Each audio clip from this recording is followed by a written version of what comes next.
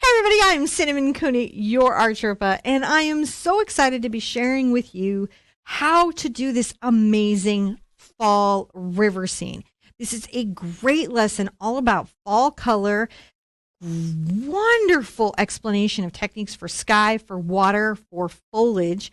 I've got tips, I've got tricks, I've got techniques. Helping me bring all this information to you is my husband, John. Hello. He's going to be here as my co-host, asking questions that you might have had as a beginner, making sure that energy stays up. But he has an even more important job than that. He zooms in with one of our cameras. We have several cameras so that you can really see multiple angles and shots of what the painting techniques are. And he zooms in when you guys need to see it so you can really be visually engaged in the techniques that I'm explaining. Everything is explained step by step, in detail, color mixes, brushes, tools. If you check the description below, you'll see a lot of resources. We timestamp these, so there's chapters. Use those chapters to your advantage so you don't lose your place. If you like the chapters, you go to the website, you're going to find a traceable. You're going to find more resources like written out mini books, everything that a new painter needs. If you're here just because you saw the thumbnail and you thought, I would like to paint that and I think I can overcome this chatty lady, welcome to the video. If you are here because you are doing the free 30-day painting challenge with me, even if you're taking more than 30 days, which is okay. But if you're doing the 30-day painting challenge, this has now kind of come together with all those reflection and water skills we were talking about, pulling it all together so you can get this wonderful running river effect. I'm not going to fast forward through it. I am going to show you what I'm doing. So really, there's only one thing left to do, isn't there, John? What's that? They got to grab their paint, grab their brushes, grab their surfaces, come back and meet me Diesel right now because we're going to paint this together. Let's go. So let's jump right on into this fun fall project. Look at our materials and talk about what we're going to be using today. I have my 8x8 surface right here. I've got Believe in Yourself as our wish and intention that we're putting out into the universe. I put out my full palette, but I think the important thing to remember is because I have a wet palette and I can seal this and keep it from one painting session to the next, sometimes I don't use all of one color, or maybe I use just a small amount of the color. So be sure to always check that description, our mini book, the website, for the exact colors in every project, because that will really help you also gauge what you can put out. And again, I really like this being able to store paint, especially in a daily painting, from one day to the next. For my painting pleasure, I have put out Dioxazine Purple, Cad Red Medium, Quinacridone Magenta, Ultramarine Blue, Phthalo Blue, Cad Yellow, Naples Yellow, Burnt Sienna, Phthalo Green. I've got two little bits of Titanium Whiteout and Mars Black. Now, I don't expect at the beginning of this project, I'm being predictive, John, I don't expect to need to use that much phthalo blue or that much magenta. However, I have learned that as I paint, sometimes unexpected colors get into the mix for effect or vibrancy. And you've just got to be like kind of flexible like that as an artist, especially when you're doing daily painting. And on this day, I want to say I'm at the stage where this is that part of the journey where I start to question the choices I made that got me into this journey. Every year I question my choices. It's true. You always do. I always do. If you are too, it's okay. That's actually very normal. And it's a good sign for your future art progress, because sometimes as we feel resistant or we get frustrated, we're actually about to have a breakthrough. If you've just come by to paint a beautiful fall painting and see how we painted this, you've come to the right place. And that's okay as well. You don't have to do all 30 paintings to enjoy this painting. Whatever's right for you, you do that in this moment. Shall we put up a step one?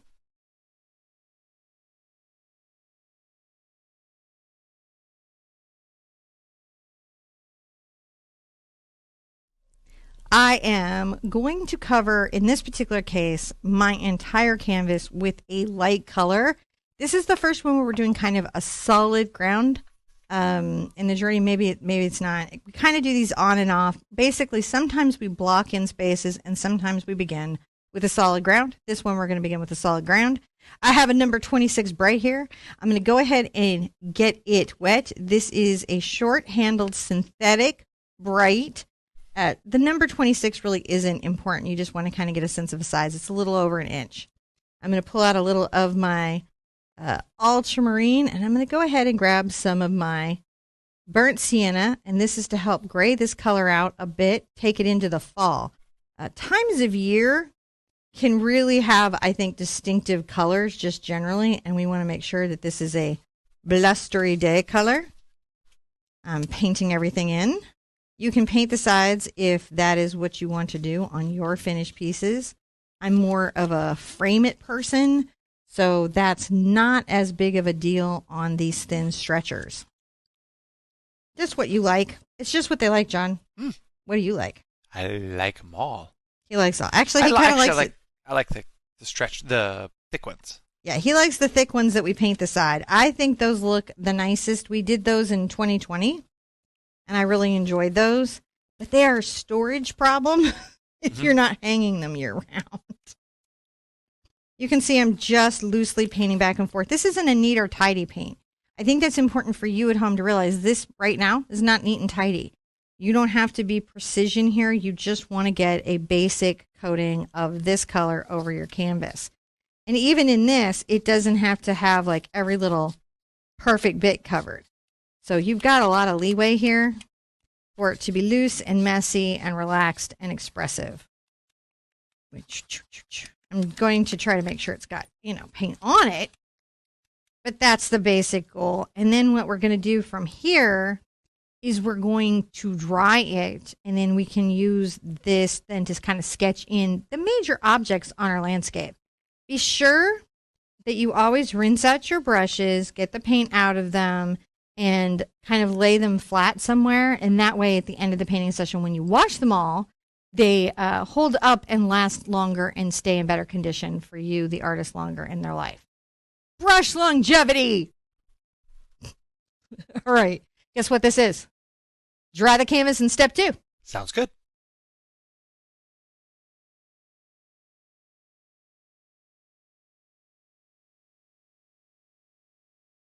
All right. Now we're going to put in some structure, John. Some lines that tell us where things go. A lot of times in art, what you're trying to do is figure out where stuff goes. I'll just take a number 8 cat's tongue, and the only reason I'm picking this brush is it gives me a nice edge and a point, and I can loosely sketch with my paint. You could use your round, you could use a bright. You're just going to want something that lets you make a plan. So I'm going to go ahead and use my blue because it's sort of a neutral thing. And if you'll notice, this is about the halfway mark of the surface. If I come here and give myself a little bit of a wandering hill line. Notice it's not level. I'm not trying to create a water horizon here.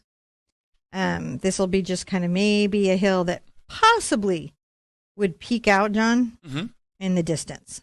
Peek in the hills. It could be peeking in the distance. And you can even make it thick at this stage to do its thing. The wonderful, wonderful part of this sky background is then you can just kind of go ultramarine blue for distant hills. And then, of course, my brush is like, I will not behave. That is not happening today. Now, there's this wonderful river that's coming through here. And it's going to come kind of back at an angle.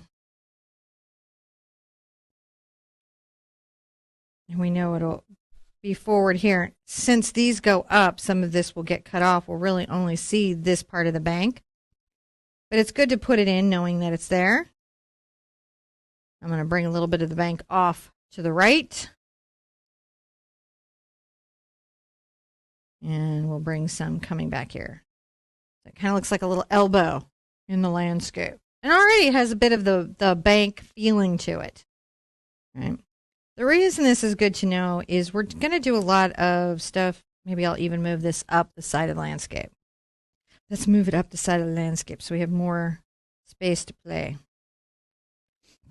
We're going to be able to do some reflection techniques here, and everything up here is sky, right? So that I'm actually going to call a step. That way you can see it, look at it very closely, and duplicate it.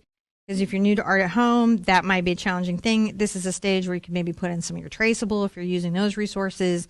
But this is where we lock it in.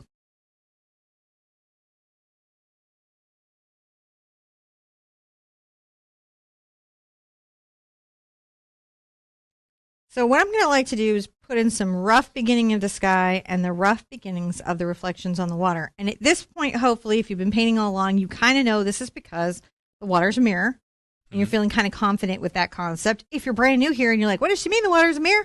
Watch all the videos, because at the end of 30 days, you'll be able to paint water like a pro, or at least better than you did before, and really enjoying your water experience. Any of those goals is really good. I don't know why I put like that high, like a pro. That's a lot of pressure. Let's just say happier and better than you're currently painting water right now, because I don't want people to be like, oh no, painting pressure. I'm going to get my blendy brush. So this is an oval mop. It is synthetic. A lot of people ask me, can I use a makeup brush? And what I haven't tested any of the makeup brushes, but my community, a lot of them use them and really enjoy them. So I personally think that's fine. We have the exact brushes listed, but what you're looking for is a 1-inch oval mop in synthetic, not natural hair, not hog, not goat. Does that make sense, John? Mm-hmm. All right, so let's begin by a soft sky. I like to get my mops lightly damp, and I use a paper towel next to my palette so that I can wipe off extra water. I'm going to go ahead and grab just maybe, I went and got a little bit of my phthalo blue and burnt sienna, and that's because in this back area of the sky, I want it to be just a little brighter than the clouds I'm going to have in front. So let's go here, and we're going to do this again even a little bit more softly.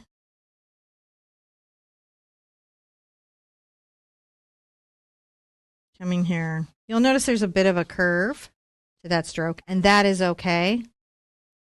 That is perfectly all right. I'll do a little lighter area down here. So you can see it's just a little brighter than the background, but not much.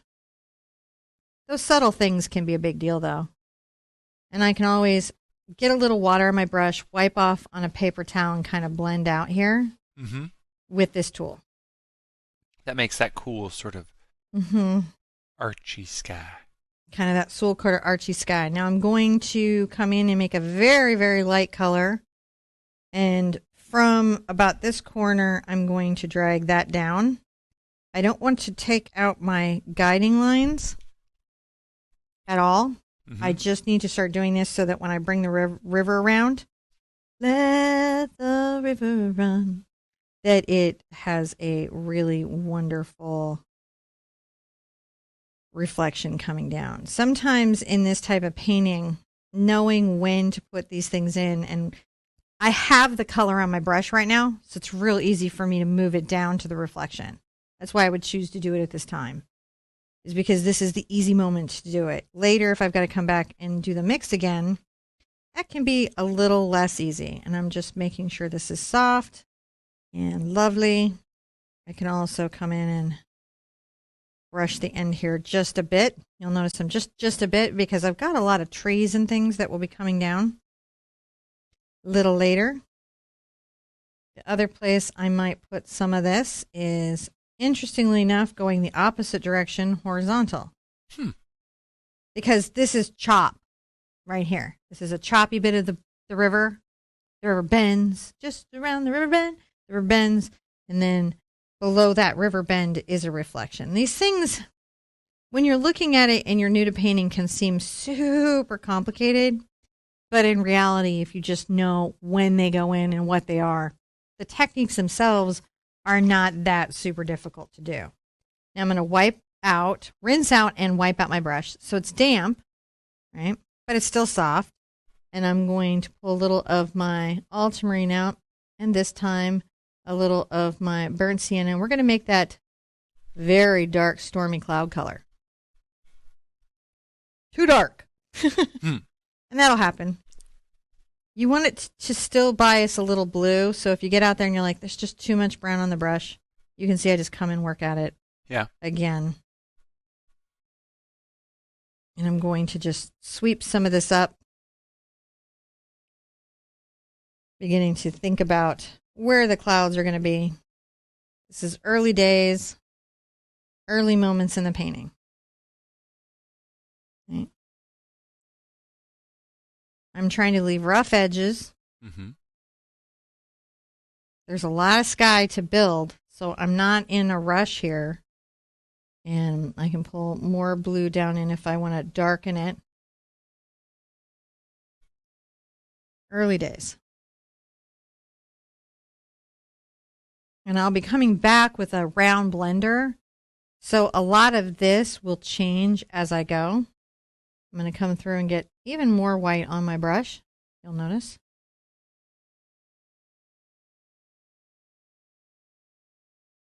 See, there's like a little C curve stroke. If you're having trouble with the clouds, be sure and check the How I Paint My Clouds video. And I have a whole How to Paint Clouds playlist. It will troubleshoot most of the beginner problems that you could be having. There we go. That's a nice low bit. You want the low bit. It's a little lighter over here. If I need to get my brush wet, you'll notice that I get it very lightly wet. And that's because these brushes can carry a lot of water, and too much water can throw off what you're doing in your painting. Now again, I'm leaving a little peek of a keyhole. If I'm at all concerned that I lost too much or I want to change it, I can always go back with the color again when I more detail out the clouds. That's very, very, very doable for me. A little more white.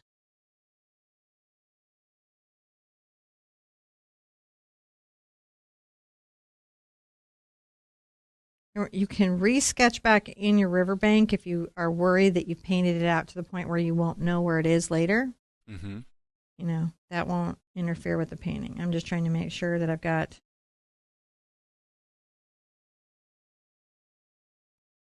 what I need for a reflection for later. The basics of the streaks. Yeah, because this is a, don't let them get to, I just went kind of a little bit sideways. You want to have them be as vertical as possible. So don't let them get a little horizontal or diagonal on you. It will play against your goals.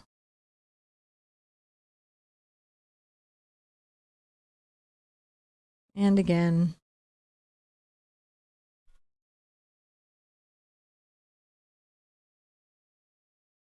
A nice little start to all of this can really help you get through.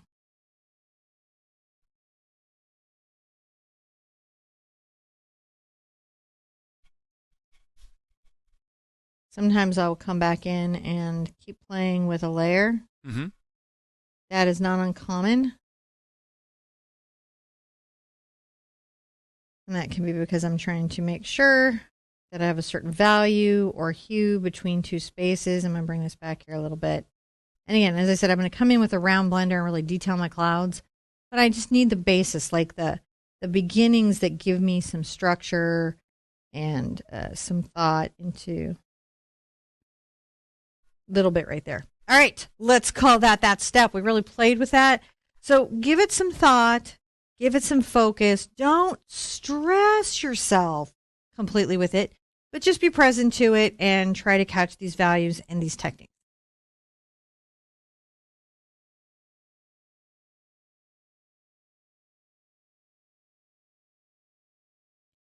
So now I'm going to come in and play a little bit more with the cloud forms that I have, their shapes and their values. It's so easy to get lost in the clouds, get our head in the clouds and keep our head out of the art game. And that's because we start thinking about what clouds are and our symbolism for them. And we all have a personal visual symbolism. We know that in dreams, but sometimes we don't recognize that in our conscious time.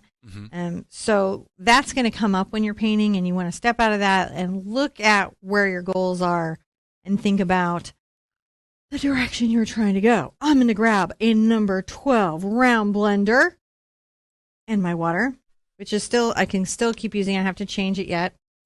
I know my cloud color is my ultramarine blue with a smidge of my burnt sienna to gray it out.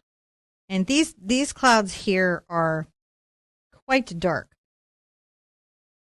If you need it to go more gray over blue, you just add a little more brown. See how that went?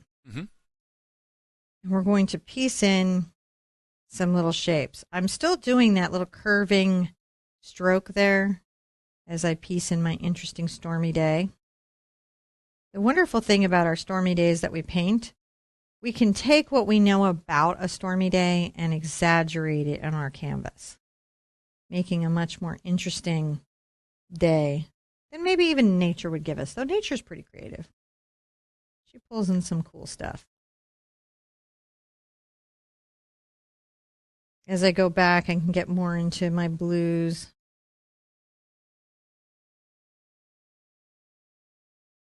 I think one of the things that I hear from students, John, when they come up is that they're surprised that clouds are as dark as they are. You know, that's true. I spent a lot of time looking at clouds now. It's one of my favorite things to do when we're out cruising around.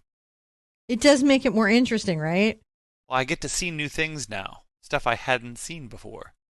It's a weird side effect for you because you don't really paint. You just film all the paintings. And yet it's really impacted how you go through your daily life. Mm-hmm. You see, we're just creating those little shapes where I need to add a little water and kind of run it off. Coming up top, I've added some more white to the palettes that I have it there for myself when I need it. I can add bits of slightly lighter forms kind of through these edges.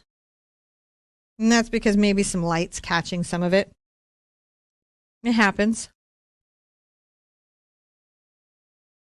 A little more blue coming across here.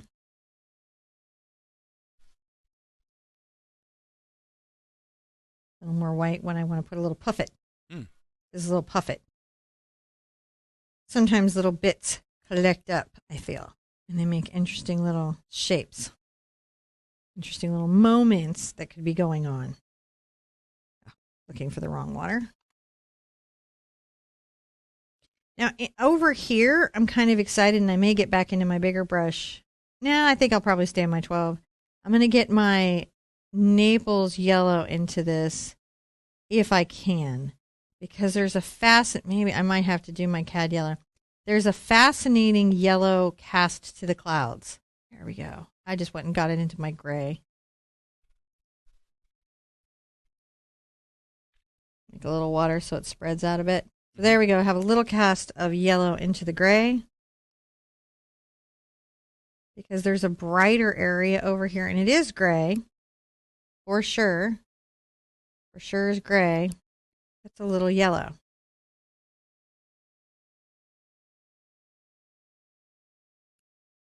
And that can be a challenging transition to make.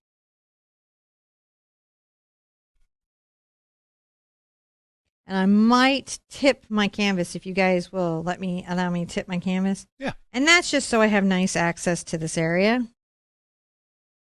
I'm going to go more into my white here. These are lighter forms. I will come back and add some grays and some different space. But in this area, we have a much lighter corner of everything. I'm turning back. And the reason I like the Naples yellow sometimes a little over the cad is the cad can be so bright and empowering.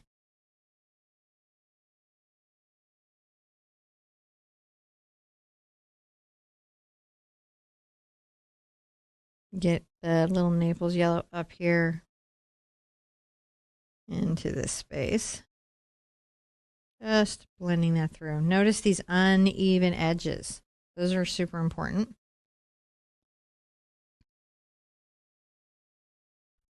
Get a little brown and blue again. Mm-hmm. A little more gray down here, right? And I can always put my mountains back. They're probably my most replaceable element in the painting. So I won't protect them completely. They just give me some breaks before the water reflection starts. A little more blue. What do you like about fall, John? I like the changing of the plants and how everything just kind of changes color, and that's probably the thing I like the most. That's what you get the most excited about? Yeah. I like to paint the fall. That's kind of like an obvious, like, do you? I didn't know with your painting channel that you have.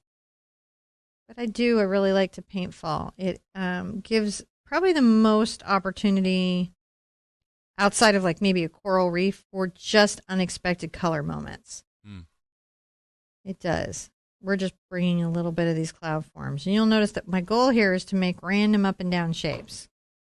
That's what's hard for beginners, is just learning to make those random up and down shapes. You would think that making precision shapes would be harder, but no. Precision shapes? Yeah, like I find that beginners can make very precision specific shapes. Be like, this is a triangle. These are parallel lines. These are bisecting lines. Like very specific things. But when you're like, make sure that you wander your shapes up and down in a varied way, they're like, what? And that's because you haven't practiced that a lot in your life, and it's very normal to be like, I don't know what she means with this. That's a very normal thing. However, there are benefits to you as a human. I'm going to add more white here, to learning to do this.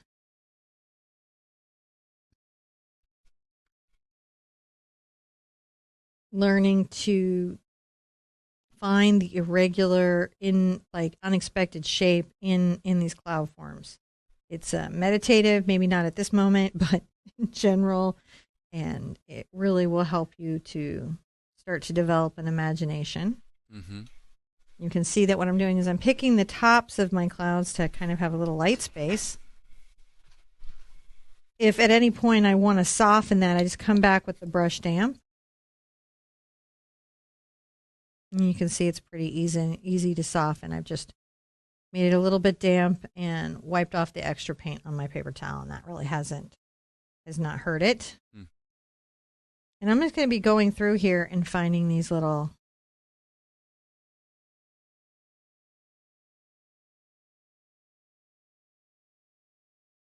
interesting spaces in the clouds. Things to know.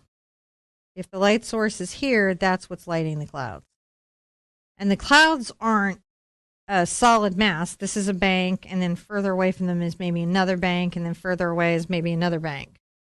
That's also important to kind of, have some clarity on, is that, as you go, there can be different little banks. I like the glowy yellowness in that tree. I mean, in the clouds. Yeah, I do too. And we want to kind of play with that glow, because this is where the sun is maybe breaking through on that stormy day.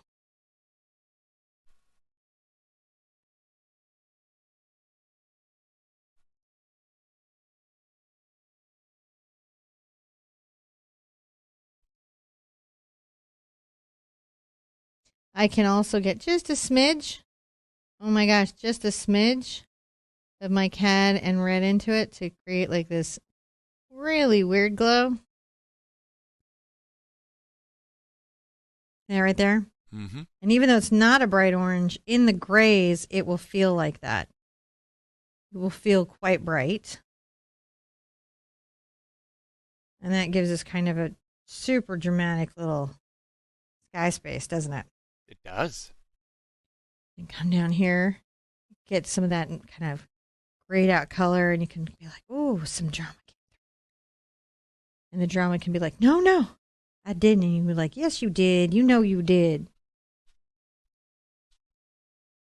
What you see me doing is wiping off, is I'm controlling the amount of water that's on my brush. Sometimes in lessons online, you don't necessarily see important things like I'm wiping off my brush. That's important. Knowing how I handle excessive paint or excessive water is important for you. I went and grabbed some more blue, so I'm just playing with shape and value. And again, we have this little peak of cloud there. That's rather lovely. That's sort of a dramatic little sky, isn't it? Mm-hmm. Sort of a dramatic little sky, and we maybe get little bits of the last, maybe that yellow and a little white. And what you're looking to do is, you can do this with a corner of a brush. You can do this with lots of things. You're looking to find highlights and exaggerate them.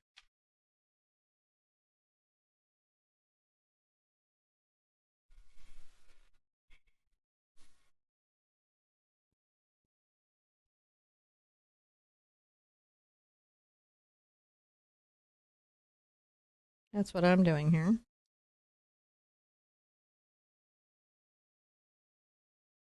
Is exaggerating a couple places where the highlights are. Just to sit there and say, boom, there it is. Really what we're doing, right? And then we've got that lovely glowing space in the sky. Yeah. Last step on it that I like to do, and this is me, and I've let my bottle get clogged up, which is why I'm doing this. Don't let your bottle get clogged up. It wastes paint. Not as much as when I have a wet palette, because I can keep this from one day to the next.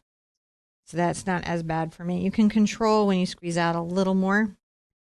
Take a detail brush.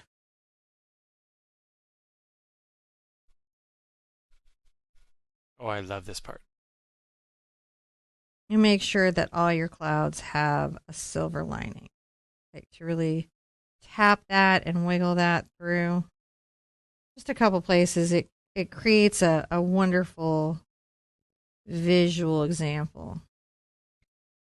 And I'm going to have to be so super careful with my big tree so that I don't paint out all my beautiful clouds that I just worked so hard painting in. Thank goodness I'm the artist and I can control where things go in my world. So I can decide what things I might lose in my design space and what things I might not.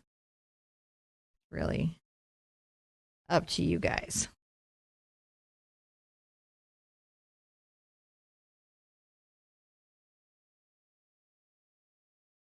I like to create just little interesting shapes.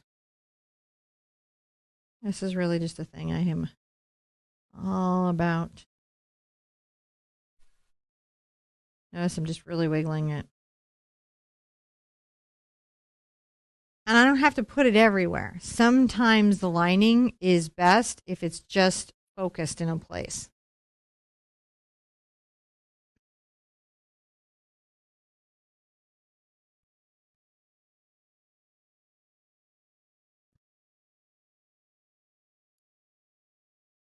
That will also help you kind of draw the eye to a specific area.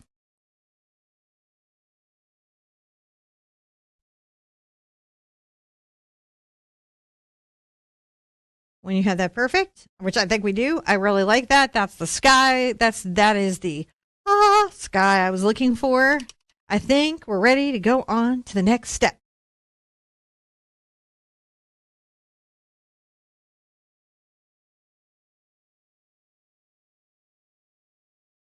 All right, in this space, we're going to start to resolve what's going on in the lower half of our canvas, which is really our middle ground and foreground.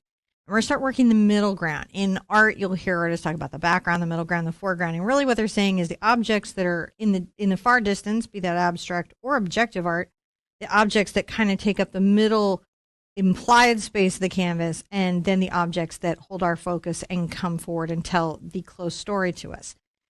Sometimes we can change the focus of those objects, and we can really play with all those elements as an artist.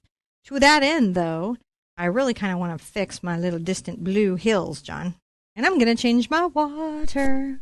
That makes sense. Does it? Blue hills. So now get some nice clean water, because I let my water, as you paint, the water takes pigment out of your brush, right? Puts it in the water, and then even as you rinse out, it can get back into the brush.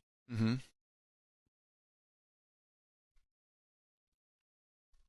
And the issue with that is always that it can change or dull the color that you're seeing, and that can be very frustrating to you as a new painter.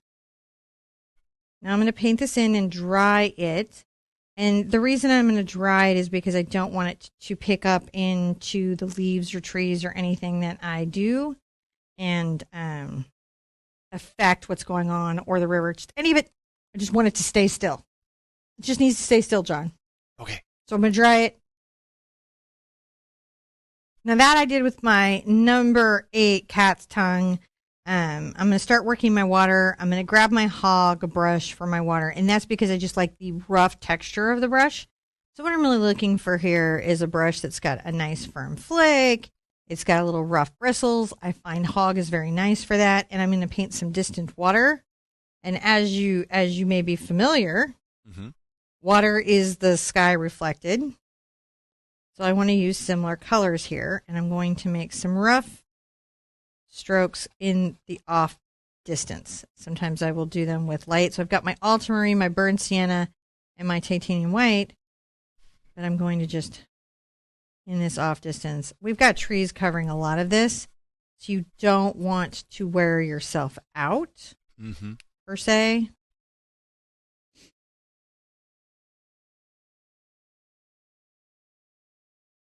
But you do want to paint in. Sometimes I'll go more into the brown.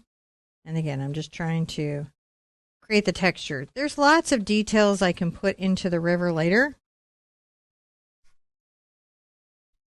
But once I start putting a lot of branches and different things around, it can be hard to come back and detail that work.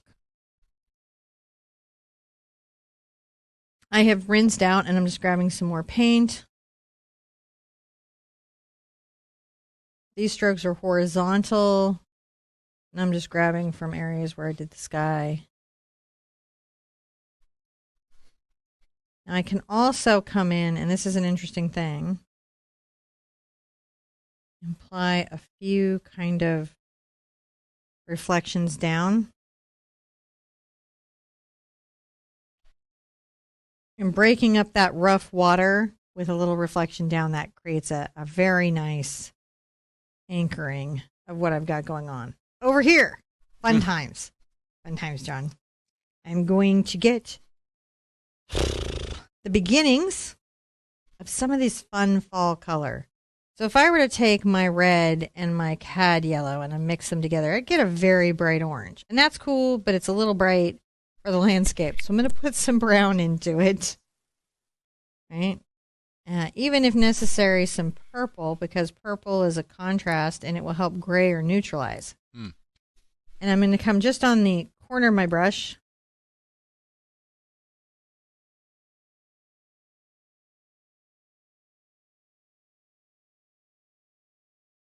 And this is far away stuff, okay?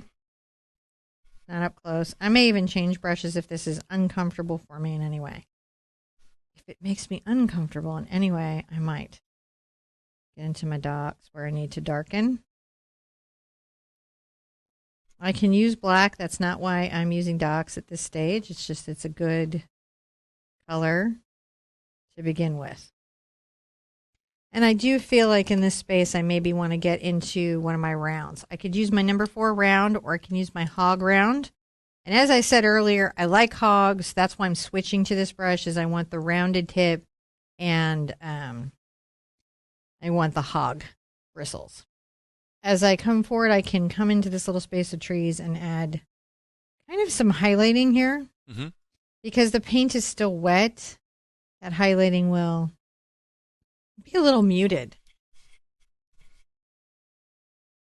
Right. I can always come forward with a little more yellow. When I want to lighten this value, I'm going to pick yellow first to lighten it before I would get into the white necessarily. Well, that's the beginning of some trees that have some stuff afoot. And I'm just going to work all these little oranges and reds that I have started. Because distant little trees, they are very rarely one thing. They're very often many things.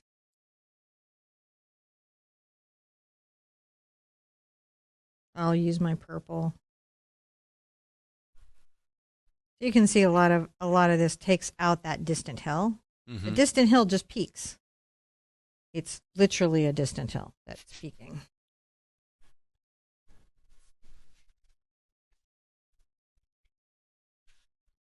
That brush just kind of squishes it out there. Yeah, what gives me that nice soft edge, and I can tap that up and down uneven distant tree pretty easily. And, you know, I can still come in and start to put in big space. Like if I want to come in with a little brown and black for the deep undergrowth, I can.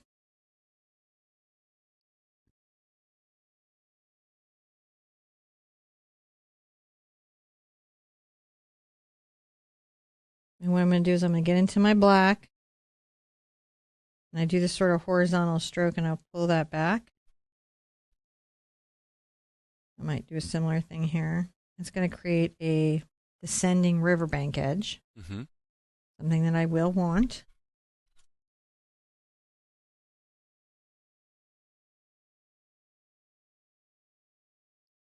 It's okay that it's quite dark here because the value here is quite dark. There's sometimes a misconception that you can never use black in landscapes. That's not really an accurate expression of what you're really trying to say. What you don't want to do is use so much black that you dull the landscape or impact the color negatively. I'm going to add a little yellow into this mix here.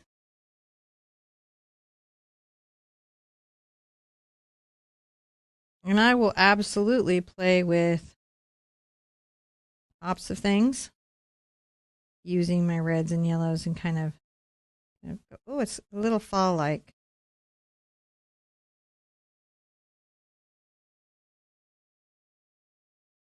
Sometimes you can even get the nickel azo yellow because its green color will gray out a bit and give you some different variants.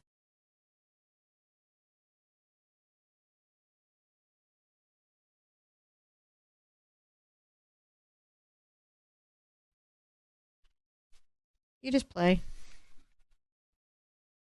But don't play so long that you exhaust yourself. So that's also important because sometimes we can just wear ourselves out and oh, I'm going to get into my magenta. Sometimes those colors are just like, use me next. They do, and that's why I put them on the palette. Is I'm not real sure when I'm going to grab them, but I'll notice something and I'll be like, you know, what would get me the effect I want is the magenta. The magenta's a little cooler, so it'll let me keep it in the red, but also create some shape. You know, in the far off space of it all, it might let me get some shape going. And you can always get magenta and dogs together. And you want to not forget that everything has some shadow to it. It's a good way of doing that where we need to.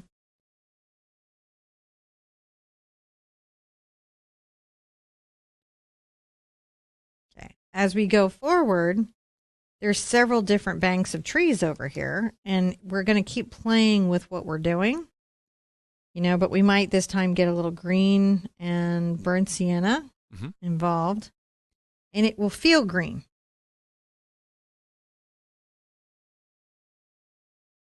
But we want it to be quite dark.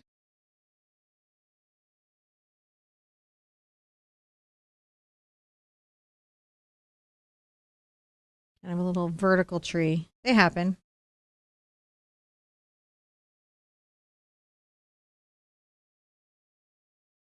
Don't they, little vertical trees? Little bushy trees. I like them. Trees happen.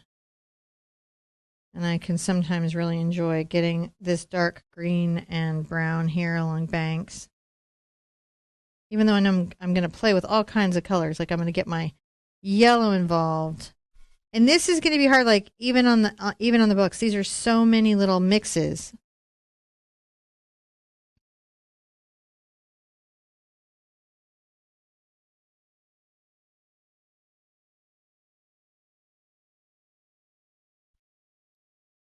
And we got to get a distant bank in.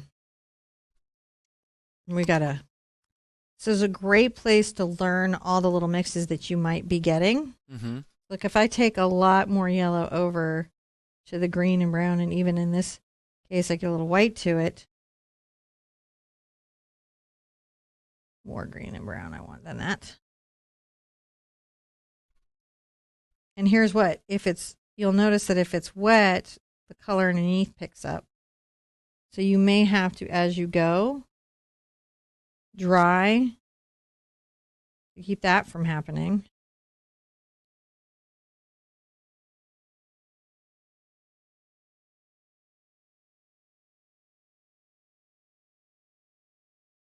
Distant little landscapes, doing little distant landscape things. I like how it's just like a miniature landscape. It is. It's the faraway space.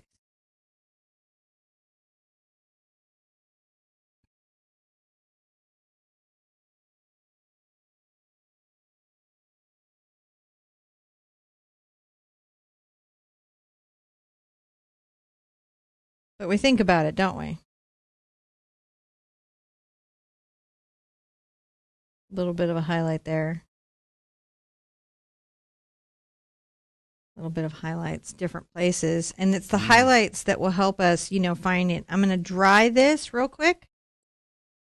And we will break this step up into two parts because I want you to see me go from these low lights and how I'm going to pull these sort of shapes into the faraway landscape and bank of the river.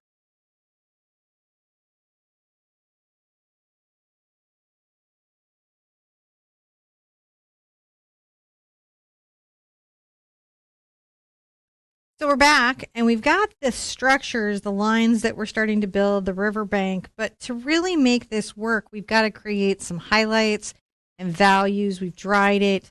And one of the things that you've got to think about is that everything's if you were to take this into a grayscale, it's kind of all the same value.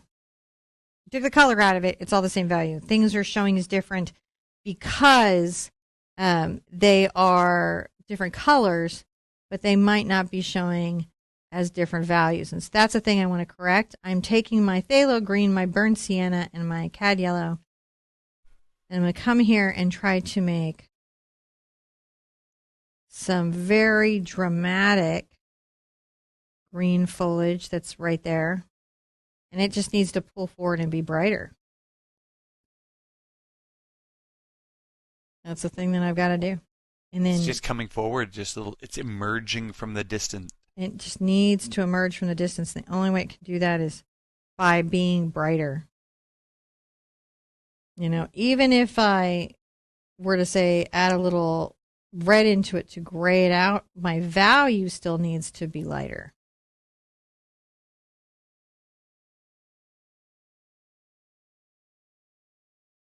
So that you can see it.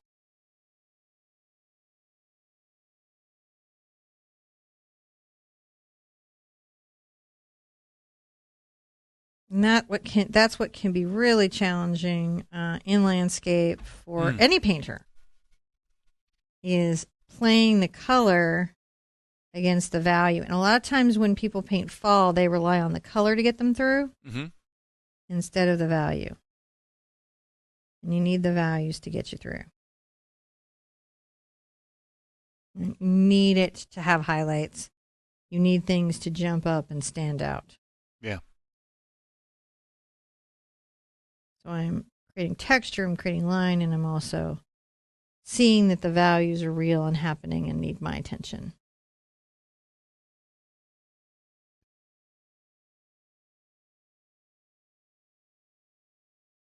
And I'll just keep playing with different yellows and different greens, catching tops of things. I think there's one here. And then you can always play with the green and brown.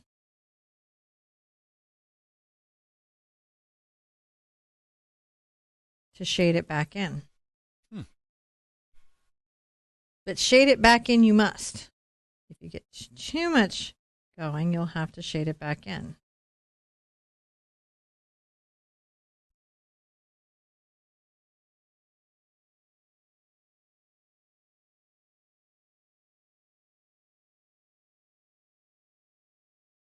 Just tapping the tops of these. Breathe in. Know that this back here, while fussy, gives you a lot to play with up front. Back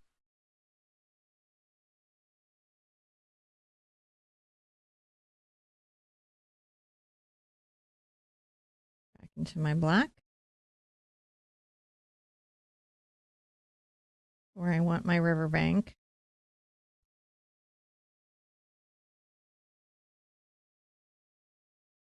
To play out a certain way. Pretty distant, pretty fun, pretty nice, right? Take a minute. You want to look at it. Now, there's a lot happening here in the water. There is. There's a lot of... So let's come along the bank and think about how that's playing out. Things tend to be just a little darker at the banks. And then we get into our highlighted color, which we're pretty familiar with. It's quite bright. On the toe of the brush, and I'm kind of blending out.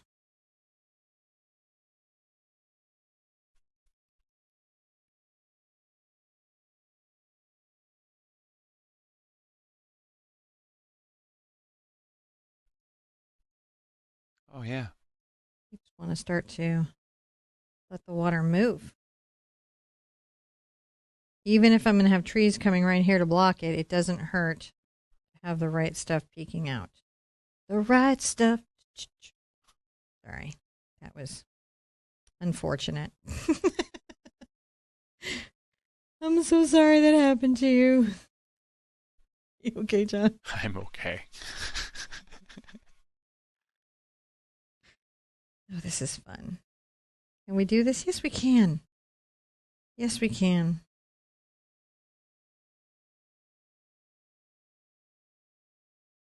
Sometimes I'll grab a little bit of darker color because I'm trying to talk about the river being maybe a little more aggressive.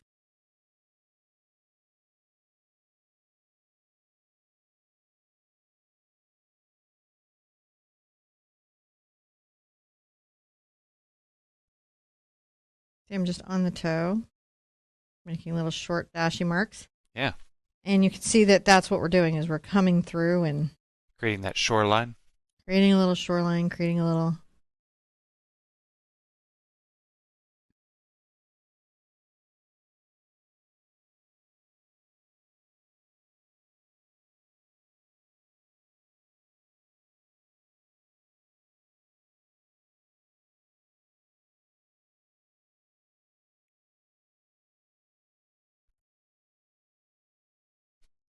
Is this again where those vertical and horizontal lines got to pay attention? Yeah, we're going to pull some down vertically. And so what I'm trying to do is contrast the movement part of the river here to the part of the river that is maybe doesn't have stones at the surface, maybe isn't moving so quickly, has widened out, has become a little more placid. None of this is like, all of this is probably pretty easy river rafting. Not that I'm a river rafting. I'm going to take a little black here. And I want to kind of pull some values in, talking about maybe some stones that could be in this distant water.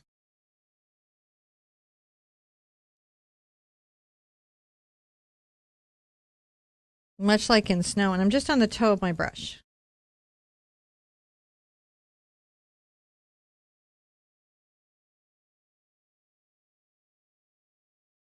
Just some little river stones. They happen. And if you need to, trim one off, like that one needs a little trim, I just come underneath it. Look. That's the trick to that. Clear that up a little bit.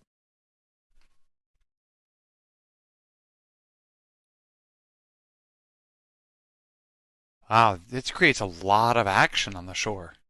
Yeah, we've got a lot happening there, and then it's going to get real chill here. We get a little bit of faraway stuff happening up here, and we're not, I'm going to get a little white into this. We are not, let's capture some light. Just a couple spots, right?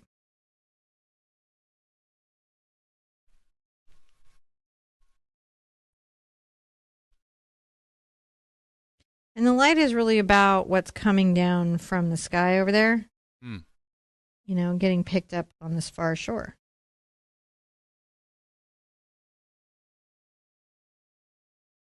And it's okay that light does that. It should. It should do it. Tops of trees, stuff like that should have a little bit of what? Sometimes I get a little aggressive with it though, and I gotta get some green back in and be like, what did I do? And the green says, I don't know. I wasn't in charge of that decision. I'm just painting here. The green happens. Green happens. There's a lot of green. It's looking. I'm trying to get this little back bank to have a bit of a highlight.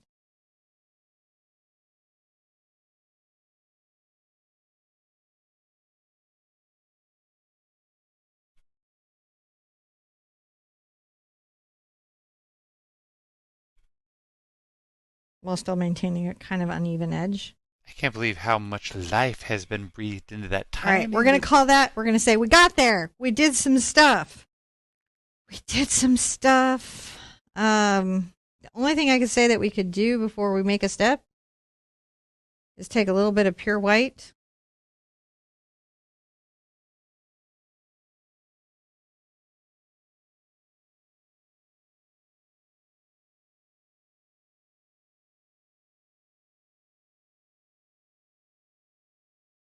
And perhaps put a little chop to the water. Give your water a little chop.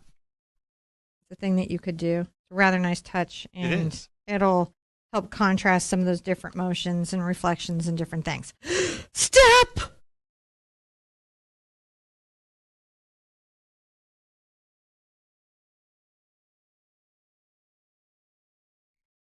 Okay, so we're going to move just around the river bend. Just once more. Just around the river bend. I'm going to Disney out here. And we're going to work on some of these reflections that we see here in the forward water. Even before we really start to talk about the trees and bushes and things that we have here, we may want to do some of this work so that later it'll be easier to match those up. So to that end, I'm going to take maybe... I want a smooth brush, a brush that'll give me some controlled work, but also will let me blend. Let's take the hog and see how it goes. This is the number 8. And I'm going to mix some orange.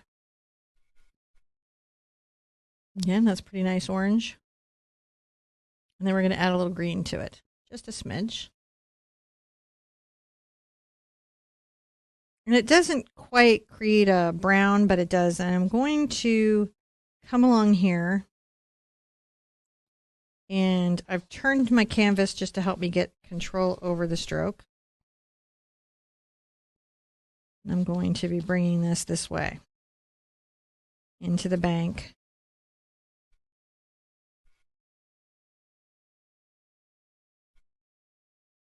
So these are horizontal, interestingly enough.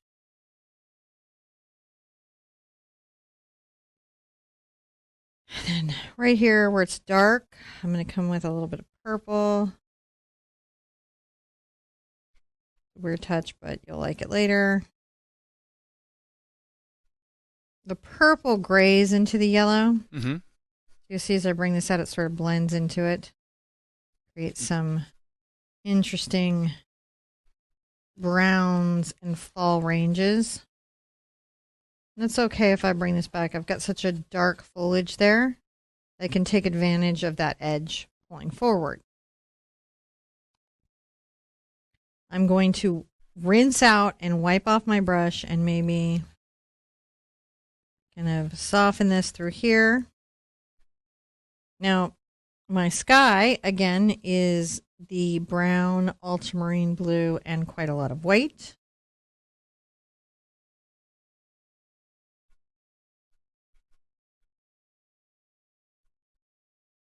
I want to bring that down here, and I will pull it into this reflection a smidge, as you can see.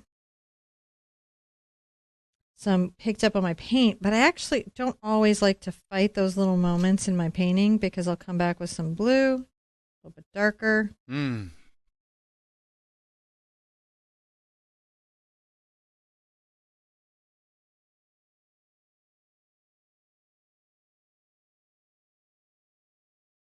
A little bit lighter.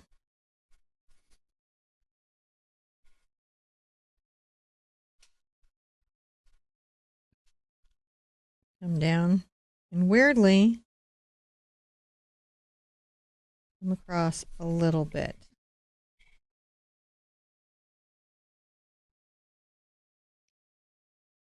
Into my blue and white again, and we know it's got brown on it, and I'm going to do a sort of choppy back and forth up here at this forward mark, leaving some of my smooth areas here.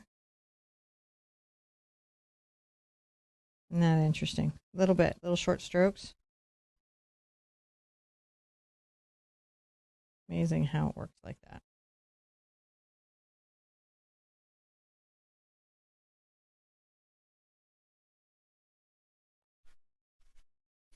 everything's still pretty wet, right?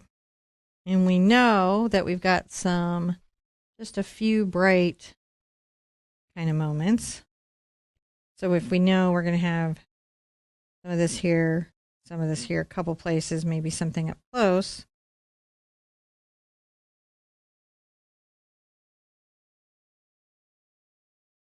We'll bring a little bit of that yellow straight down.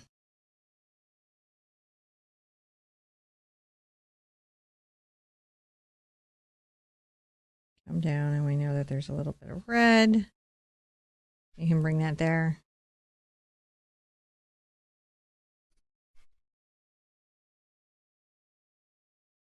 And then we can be like, wait, what? Wasn't there some green and I didn't even rinse out?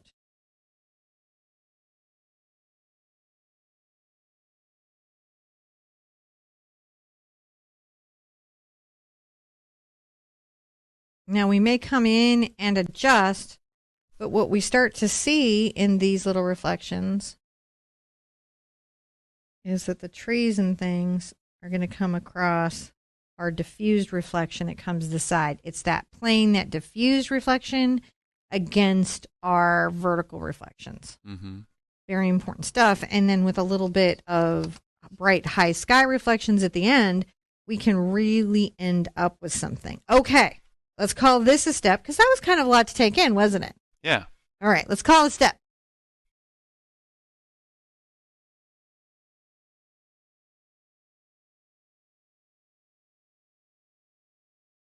So we actually have on this next step quite a lot of foliage. It really covers up a lot of our hill. Our hill, again, is only peeking out in a couple of places. It's just nice to put it there to remind ourselves why we are not above and below. And that's why I didn't get too deep into it. I'm going to go ahead and initially take this hog brush just because I like its rough edge. I'm going to pull out a little bit of red and my yellow again.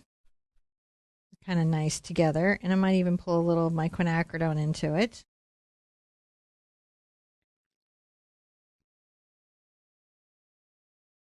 And I'm going to use the corner of my brush.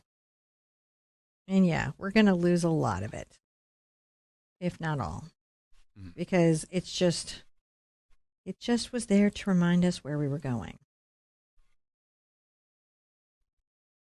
This is fairly distant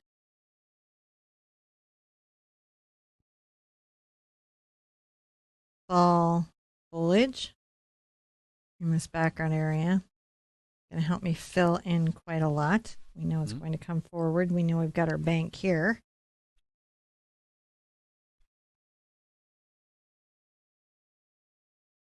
A little transparent. Let's get a little more of this orange.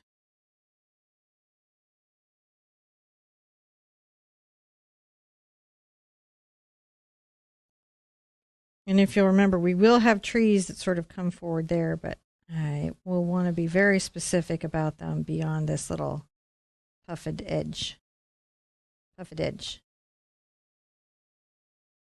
You see I'm just pressing that in, getting little leaf edges.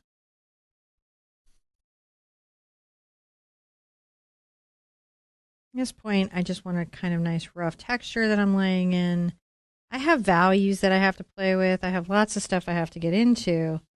I'll use my dots to deepen. You can see it kind of almost takes it into a brown, doesn't it? And kind of a darker space like right here, kind of coming forward.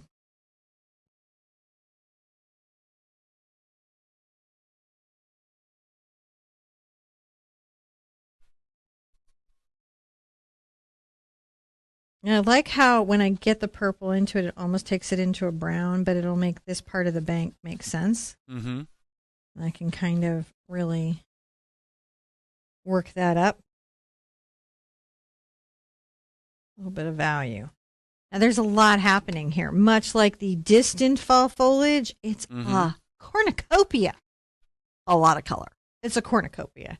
So back into the round hog brush, as it were.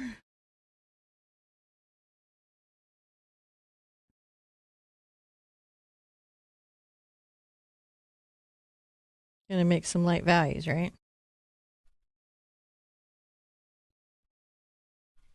Wow. Just, this foliage is here. I want to make sure that the trees have the tops of tree shapes. Mm-hmm. That can be real challenging. Very I'll get orange. more red as I go forward.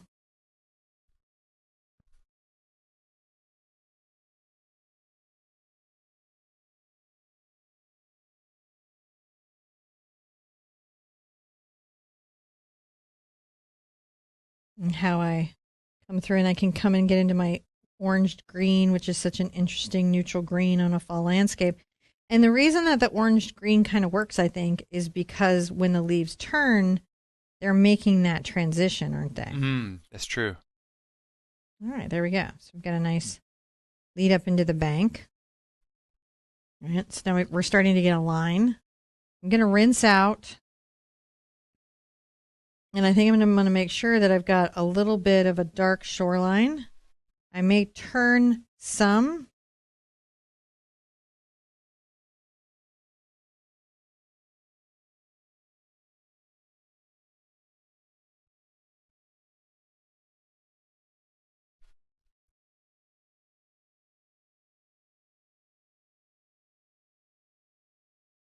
I just want to know where things start and perhaps stop. Mm-hmm. I'll tap this in a bit. Some good contrast. Never underestimate the power of some good contrast. That looks quite good. Oh, yeah. Red, cad yellow, cad red, cad yellow.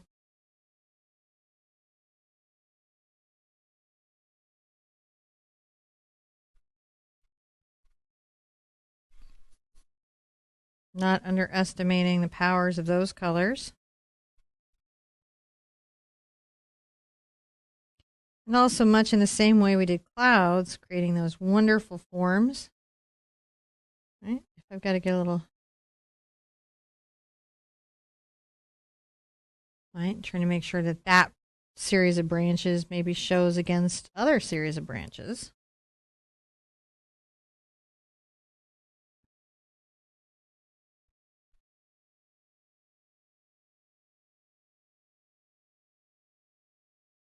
That's what I'm going to be playing with here is these areas of bright. Of the orangey trees. Well, and where they're bright and maybe where they're more orange.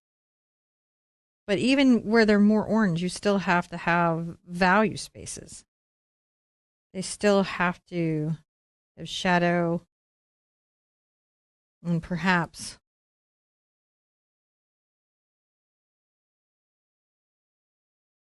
highlights, bright highlights. Sometimes they almost appear to be a glow.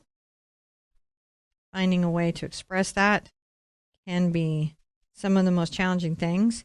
And I'm just trying to create individual beings in this forest while still talking about the collective whole.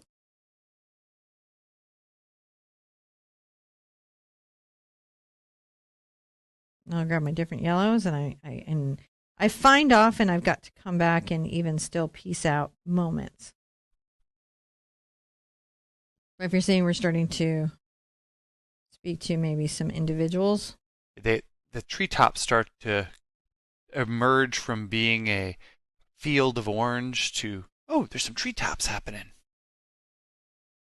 You know? Yeah, and we want to pull these more. They want to be more into the yellow, and so that's where I'm trying to pull them into. But I've got to build up layers.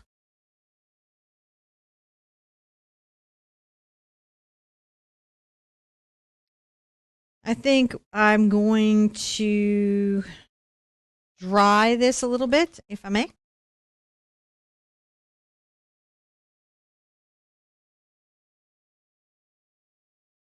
I'm taking a little yellow and white. It's quite shocking. It may be too shocking. We'll have to find out.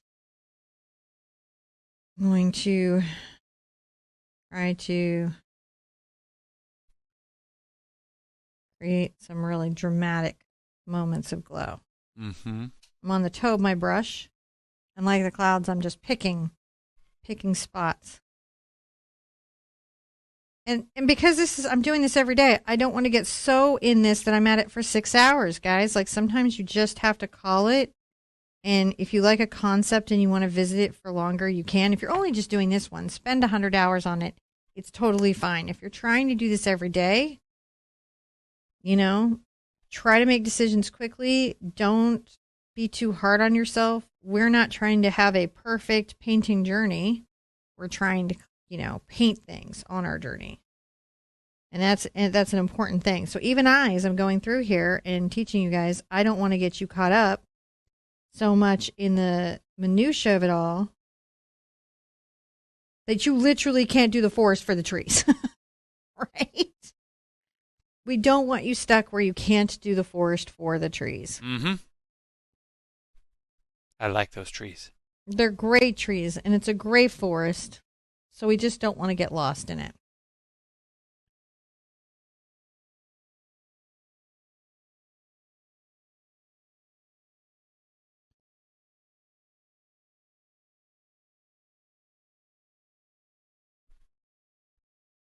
You know, coming forward, we've got a little bit of green on that outward peninsula. Mm-hmm. Yeah, nice deal. Let's get a little bit of our burnt sienna and phthalo green, and we'll kind of talk a little bit about the underside of that, because that would be maybe quite dramatic and challenging. And then when we're here, right, now I'm here and I've got this in, I can also, take my brush downward and pick a little bit to that specific moment. Mm-hmm. That specific reflection. Specific! Not Pacific, specific.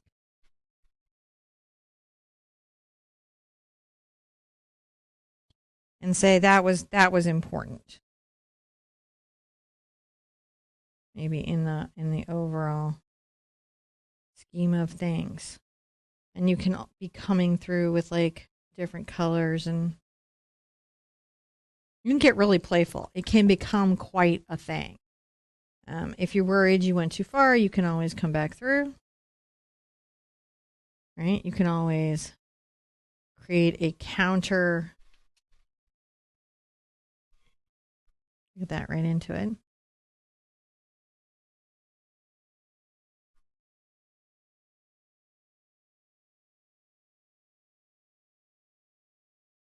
Who knew? Well, we did, but That I love how the water's edge comes together there. yeah, it just gets to be a thing. All right, let's call this a range, because that was a lot to take in. And again, we don't want to be here for 6 hours. So we've got to find a way to do the painting and bring it together where it's beautiful and it's fresh and it's loose, where we don't get too tight into it, but we're also telling the story that we want to tell as artists. So let's call this a step, and I'll meet you right back here.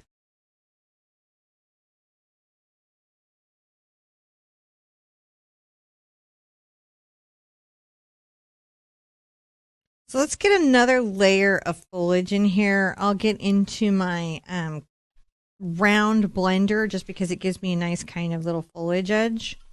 And I'm going to play with some of my colors. Like I've got my green and burnt sienna and cad yellow over here. Mm-hmm. And I'm going to play with some of that. And I'm going to just sort of give myself another value line of greenery. Maybe more brown into that. And it's not really greenery anymore as much as more foliage in the deep and distant woods. I can always pull red into it. And we're just trying to make sure that, doesn't that do a nice job of creating some interesting foliage? It really does.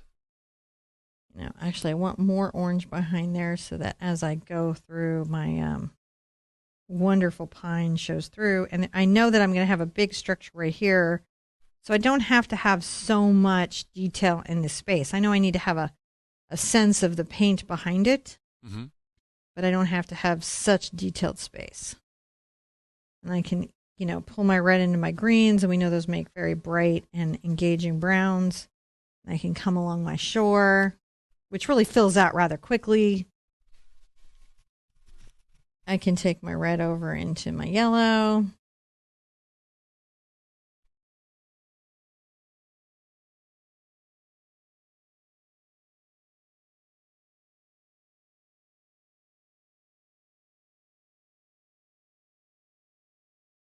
If I've got to get more red into it, I can.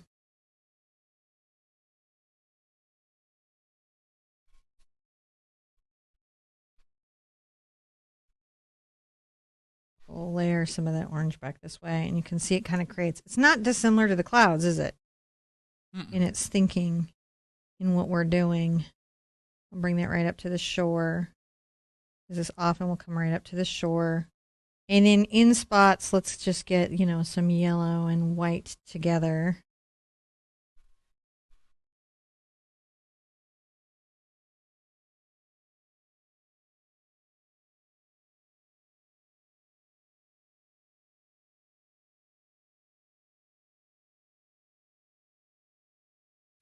All right, we're just getting some more bright.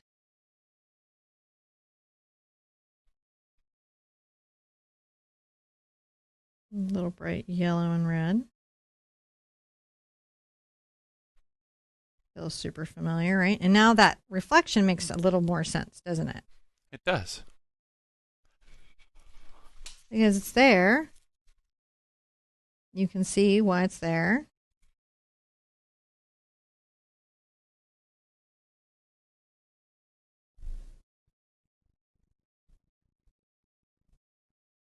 Pull a little bit of that there. It's really cool how this grove of trees is just coming to be.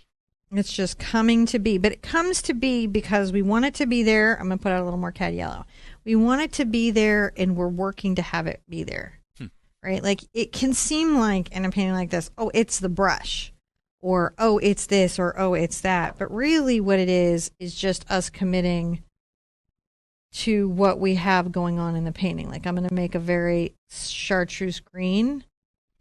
I might come here and kind of play in that space as well. I don't want to take out all the dark color that I put in. I just want to make sure that I've got these interesting light values that we were talking about. Yeah. You know, I may come forward and be like, there's perhaps a little bit of unexpected green a few places.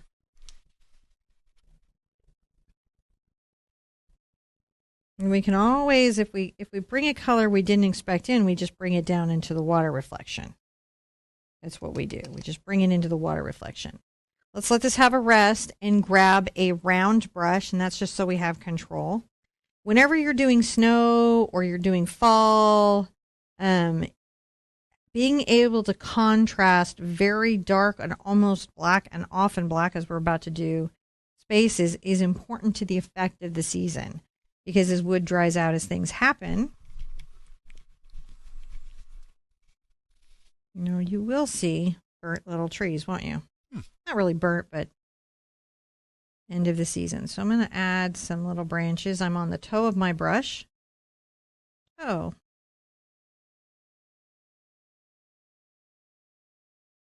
Right? Because what happens here in the foliage?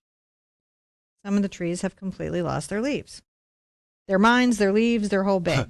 And perhaps you feel that you have lost your mind at this stage of the painting. And you're like, I don't know what I'm doing. No, I think I like, you can kind of see where this is going.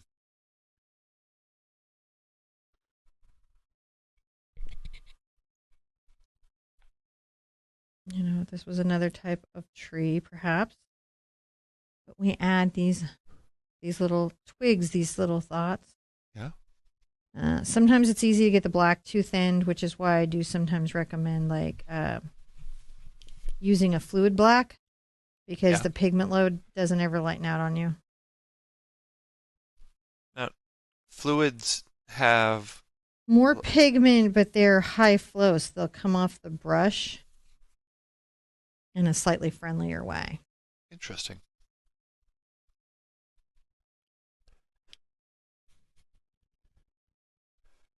And we're just trying to tell the story of a little family of trees that perhaps is here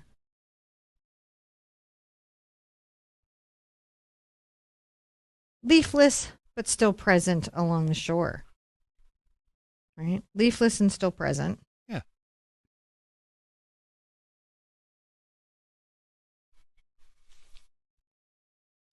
What's so great is you can really kind of pull these little branches in and out of the foliage. You know? And you can, sit there and say, oh, I want some little purple. Purple's a good one to do. You can add some dark reflections coming down that sort of speak to that they're there. That's where those dark reflections come from. So that kind of as above, so below little sense of things is always a little bit present. I'm just doing the purple because it really registers as that type of landscape item. And when you have that little landscape item, then you can much more easily play with all those other things. So if I want to come here and say that there's a bright little fellow tree tucked in this space. It's a perfect spot for it. Maybe a little more green, and some of it is maybe a little more yellow. I can do that a bit easier.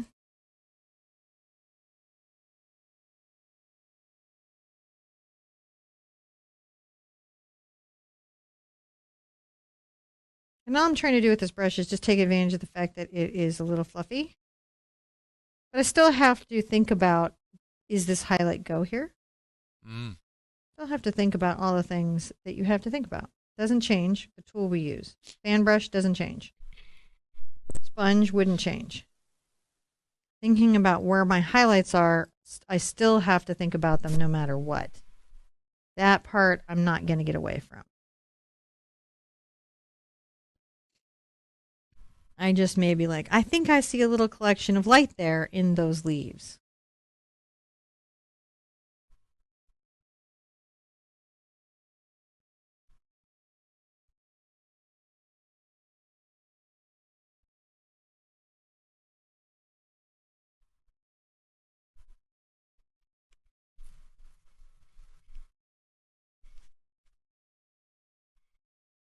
And I know I've got some interesting little bushes and things that I'll be putting. I'm just trying to build up around so that I can get my really wonderful big tree in. I'm really excited about my big tree. Yeah. And I want to put some red bushes here. But to justify them, what I've got to do is I've got to take my cad red and my docks purple.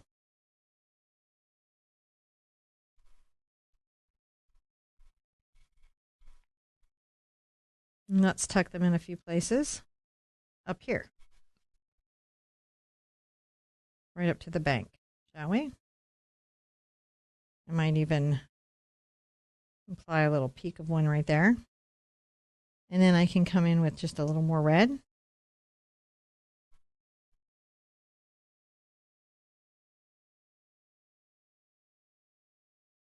And a little more red.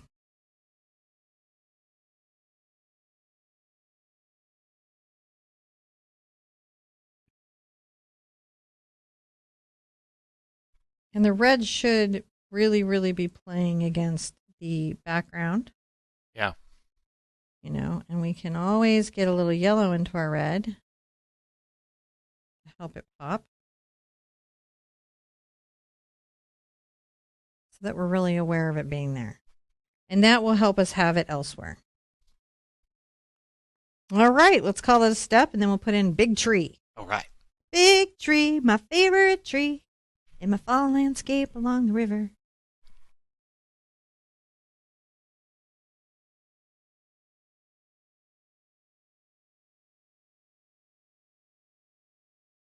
So I'm going to put my big tree up here, and I may also want to pop a couple little highlights a little bit here and there on my wood, my dark wood. So first, let's give ourselves a plan. We're going to take our brown and our black, our green, and a little bit of black, and we're going to make this very deep color. It's so deep. And let's plan, and I may turn this to the side here. I want to plan where this tree goes because I don't want to take out all my hard work, but it does come quite high up into the sky. You're going to see me tap down. And the reason that I tap down instead of making a line is it will help me when I'm doing my branches in a minute.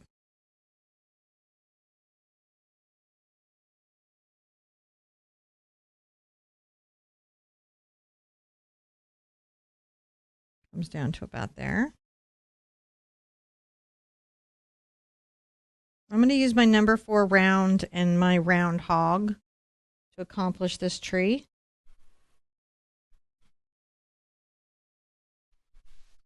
This type of pine, I think it's important to really enjoy the pattern of it. Generally, you know, if you've got a pine tree like this in your area, you know that pine singularly from other pines. It'll have a distinctive shape to your mind. I'm going to bring little shapes out here. You want shapes that are wild. Pines like this don't have nice little tidy rows like a ladder. And so you don't want your pine to have a tidy row like a ladder. And even if you're showing some trunk, you don't want it to be just a smooth trunk because it wouldn't be.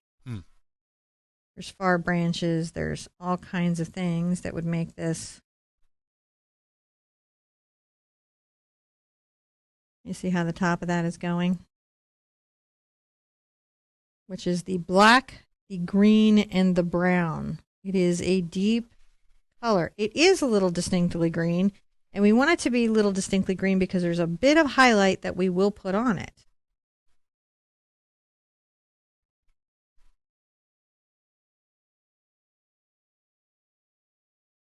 I like to find spaces and then do a branch and come back and play with it because sometimes I'll be like, oh, I got a little repetitive there. I didn't break up my patterns the way I would want to.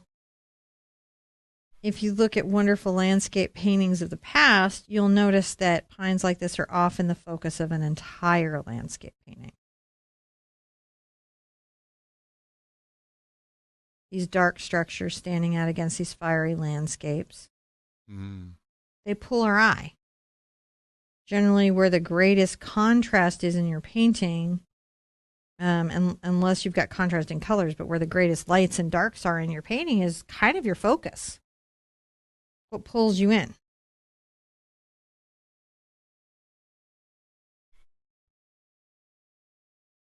You'll notice the way I'm doing it allows a lot of sky to peek through, and that's what makes this pine feel a little more authentic. That it's not tidy. You can do a fan brush. You can take all my fan brush courses. You still have to think about all these things when you use the fan brush. The fan brush is just a tool. It isn't. The tree doesn't live in the brush. The tree lives in you. The tree is in you. The tree is in you. It always was. The magic was always you. Take a deep breath. Let your tree flow out of you. All right. This is maybe one of those more challenging days in the journey if you're doing the daily journey. Again, don't get caught up in the details. You can always come back after you complete and paint a painting again. Many people do.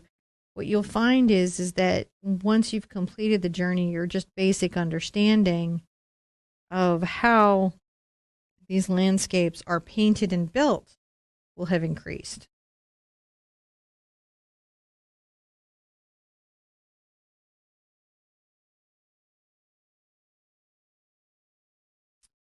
Building that little fellow up. Doesn't he look stately? He does. Little brown, little black, little green. I do keep pigmenting up and building up. I don't want to get thin on it. Now I may tap down, but notice I'm not making a fine trunk, am I?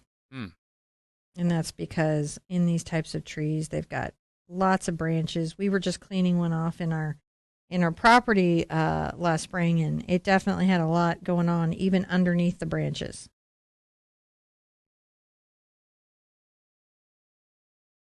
So should your tree. I'm tapping up and down.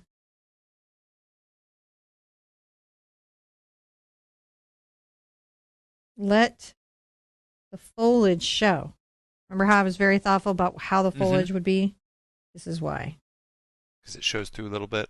It should, and it will look more real to you, even if it's very solid here if bits of the foliage will show through.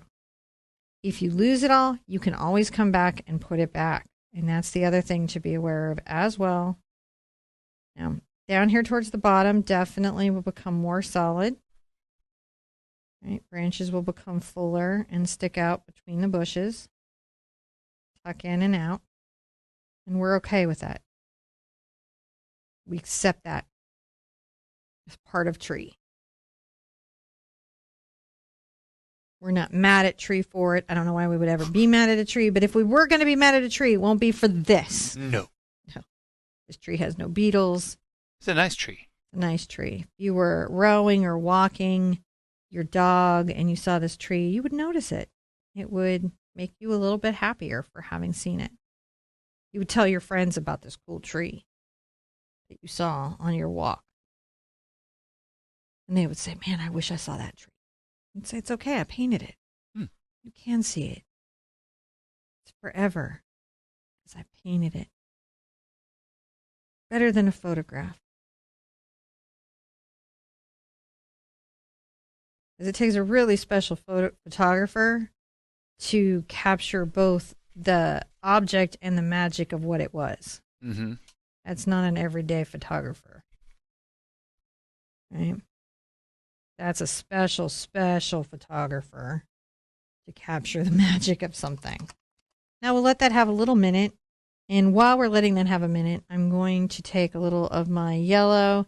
I'll tone it with a bit of my red and some white.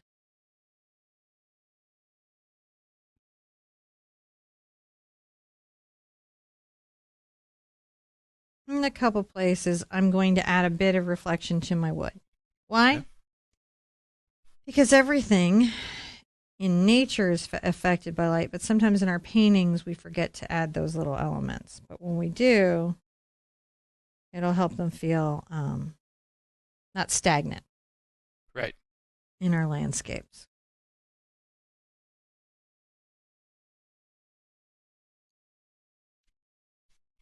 You can see those little bits of extra lighting. You're like, oh, it's a tree. They really do. Tree. Helps your tree. Why not take that time, right? Switching to the hog round. I'm going to take a little of my green and brown and just a smidge of my yellow. This is a slightly lighter color, but it is not bright.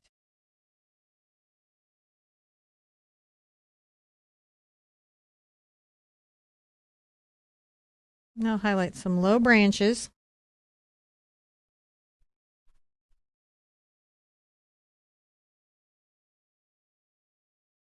Notice that starts to give the tree a little dimensionality that maybe it didn't have.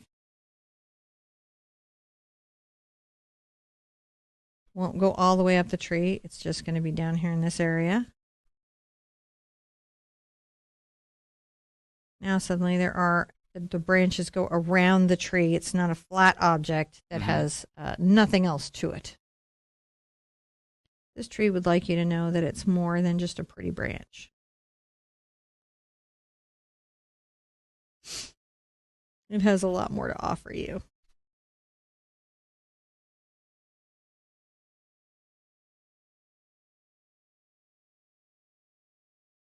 All right. Tree. We has a tree. Now, of course, if we has a tree, what else do we have? We have to have reflection. Yeah, it needs to have one. And so I think a lot of this does vanish per the bushes coming forward. Just kind of off the page too. Off yeah, the and it's going to come off the page, but it is important to kind of sit there and say it could be here, even for the bits of branches that will be across here. So let's call this a step. Then we'll finish out these bushes here. And then finish these. We'll do these bushes. There's some bushes left. Just hang in with me. Bushes.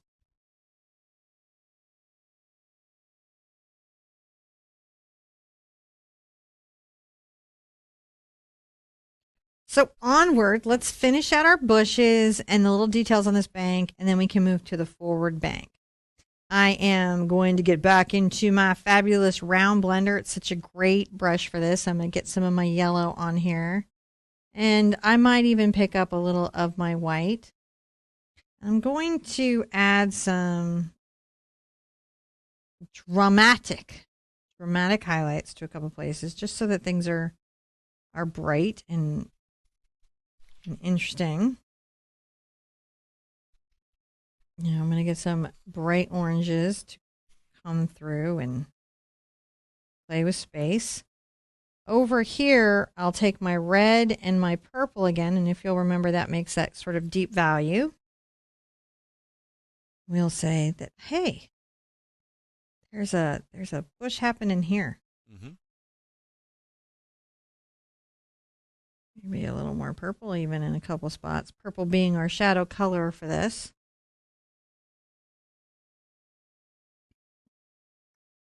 And can rinse out. Absolutely. And I can come back with, my red, smidge of purple. I find that, if you value up in stages, it really helps. And that red against that green, I think, is super fun, isn't it?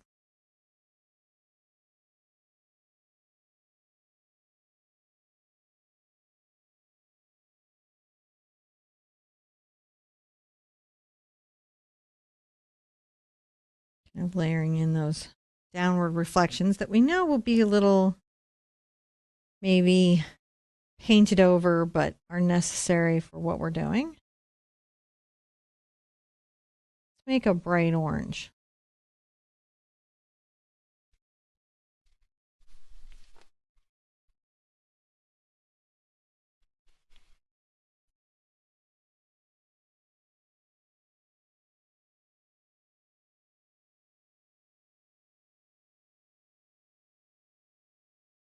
Get some highlights on this bush.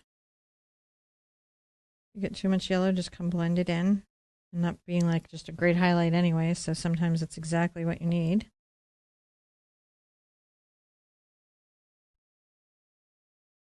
I like the bright colors there. There should be a few bright colors pulling forward on, on our paintings. Mm-hmm.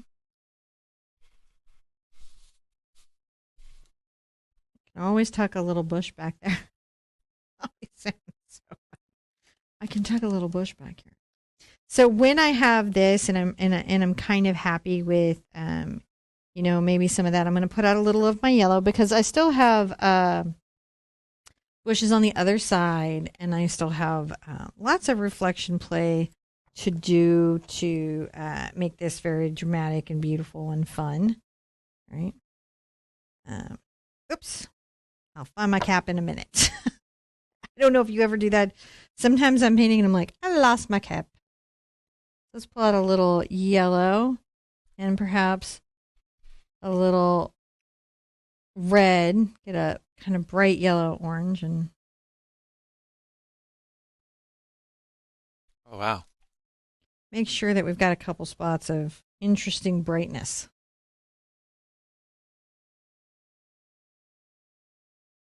That really hold our attention. The water is such an opportunity for play. I'm going to take my hog round. This is my number 6 round. And I'm going to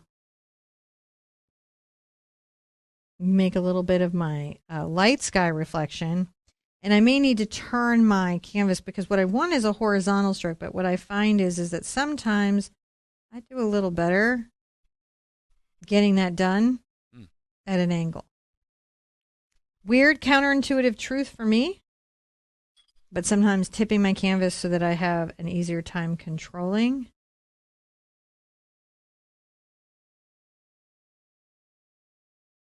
What I've got. And so what we're doing is we're just adding those little ripply reflections. And who doesn't want some of those, right? If I need to, I can always mist my paper, mist my paint.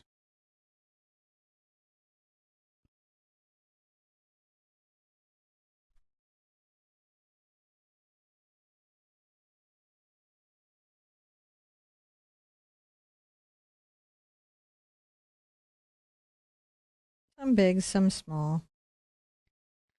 Breathe. Try not to stress. You don't have to be perfect here. You're learning, right? That's the goal. The goal is that you learn all the techniques. And then as you want to paint things from your own photos, you know, from your own references, maybe you go to like websites like Paint My Photo and use a donated reference, right? Or Pixabay, right? If you see a picture that you like, that you want to paint. If you've done this course, right, you're going to have a much better idea of how to paint any of those things that you see on there that you like. Now, I'm doing a lot of fussy work where I know bushes are going to be. And the reason I sometimes do that, besides the fact that it's incredibly nice for my mind, is that it's good practice for me. I like to think of art as a practice. It's not I've painted fall and so now fall is done. Or I've painted a rock, so all rocks are done. I will be painting as long as I draw breath. Mm-hmm. I will never be done learning about my craft. You will never be done learning about your craft.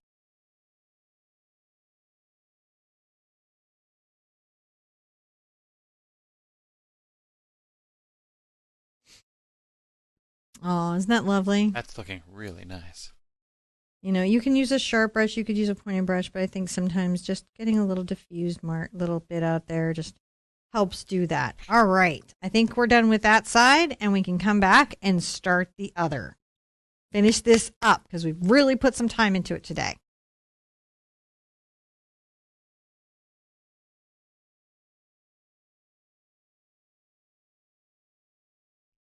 Okay, so we have a great river here, and this is sort of fun where it is, but it really needs some bushes kind of coming this way to kind of pull the bank turning around.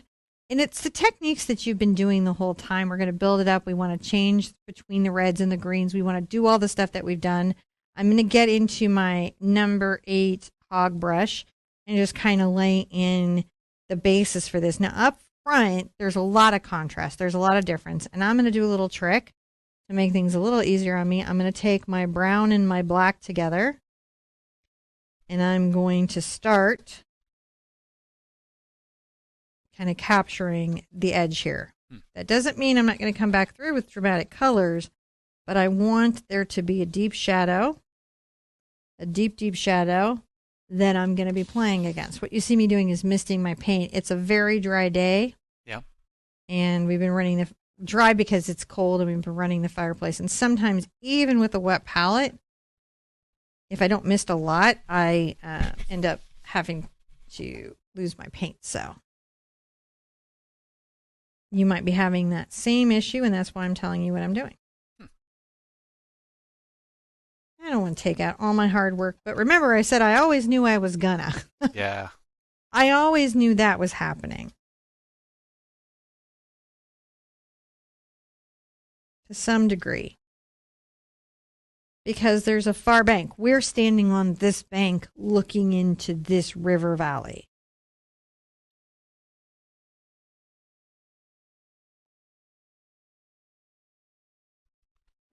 And you can see, definitely, I might have to put some more reflections in to keep that story going a little bit when I see the far bank in.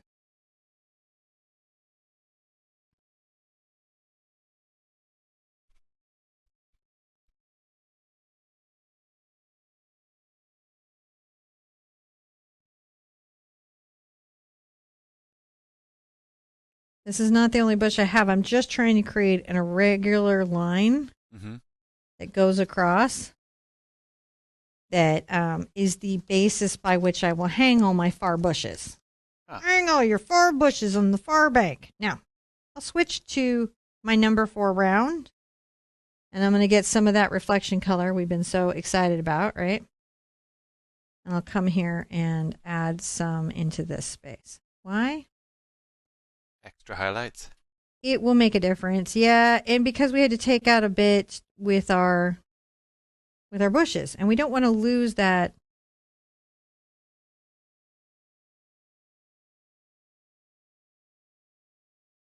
wonderful play of reflection versus motion in the river. Mm-hmm. So you just want to check that and make sure that, and if there's any that you're like, oh, I don't love it, you can take it out.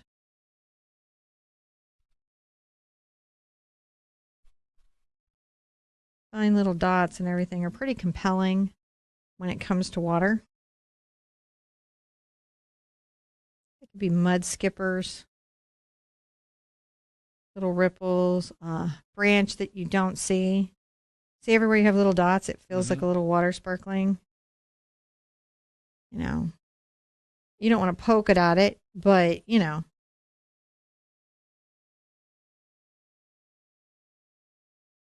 dashes and dots. Not just for, is that, dashes and dots is the telegraph? That's right. Not Morse just code. for telegraph. Not just for Morse code. Sometimes dashes and dots are pretty good for river. The Morse code of your river. There you go. Isn't that a nice little river now? Yeah. And again, that's just the concept. Now you know the concept. This at this point has had a chance to dry, so I don't have to go dry it with my hairdryer. So sometimes strategies about where I paint and how I paint lets me move through my painting. Mm-hmm. And I'm going to start to put different colors through the space. I'm going to take a little of my yellow, and I had some orange here and some green. I'll add a little red into it to kind of gray it out. So it's a bit of an orange brown.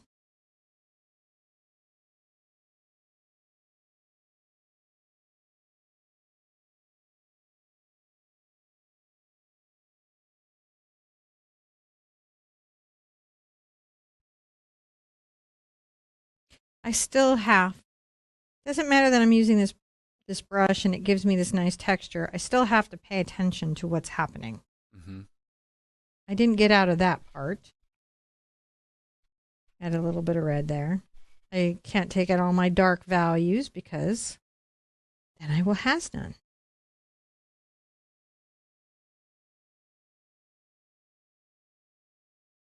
Right? And we want to has some. Yeah.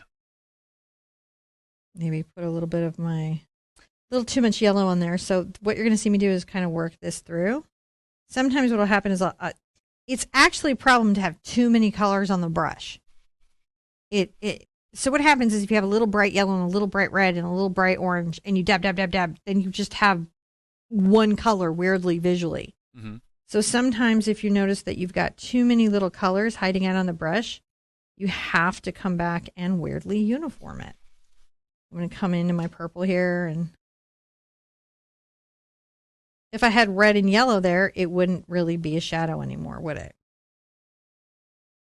And come into my green. I'll grab some yellow. And because it's very dark here, that's okay. I'm just talking about some deep green, and all the colors on my brush graying it out are helping me. I'm using the yellow to lighten the value, but I don't want something saturated because I don't want that to come forward so much. Right? And I can even start to take that very deep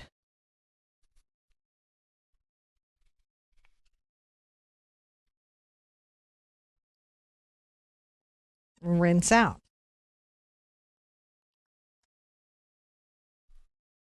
I have some very bright red. I'll just grab some magenta because I felt like it apparently.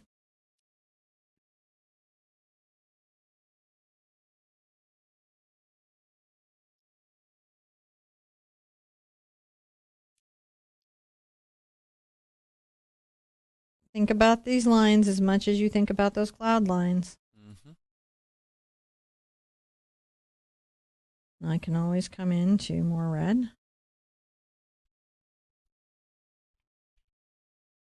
Be slow. You don't have to rush. I mean, I know we're tired. You might be tired. You might have been at this too long. I think this is pretty cool.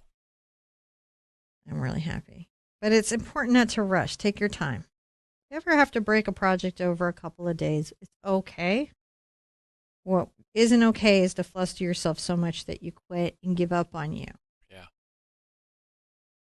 You make these projects work for your real life, for what you have going on.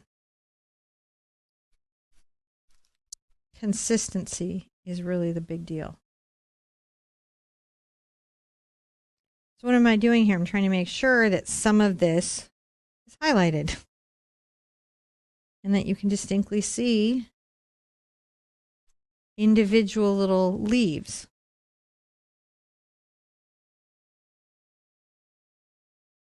If I were to just rush through it, I would do it a disservice. And I don't want to overdo. Know when you've got to stop. Right? Know when you have to quit. I'm going to grab a little yellow and it's going to come into my red. Now I've got purple on there, and if you've done any color mixing video with me, you know that kind of sometimes grays it or browns it out. But used in the right way can be powerful. Too much yellow. It's okay to have a few little spots of, maybe like a leaf that turned a little more than its friends, but you don't want to lose it. And that leaves personality to the moment.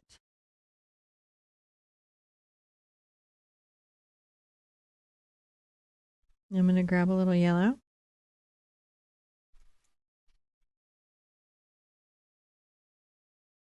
Take 2 little tops.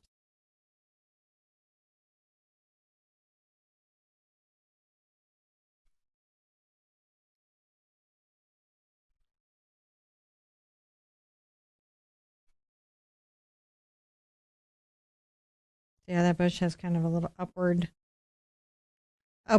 feeling to it. Now, I'm going to switch. I'm going to kind of actually change up the feeling of some stuff here and kind of get into a Scotch broom. And I'm going to do that by going into my hog round. And I'm going to take a little of my green and some brown and yellow, as we have been doing, and create our deep color. I'm going to build the structure of what is kind of Scotch broom. Scotch broom kind of is what it sounds like. It's broom-like. Right? And it's important to realize that it's broom-like. And we'll need to finish some of these out in that way. Notice that I have a bright yellow there. I don't want that. It's going to create a uniform space. Number one mistake you guys do in fall is get too many colors on the brush. They're loosely mixed. I know I'm always like loosely mixed. But in fall colors and in certain landscape techniques, you need to have a distinctive, thought out, considered value.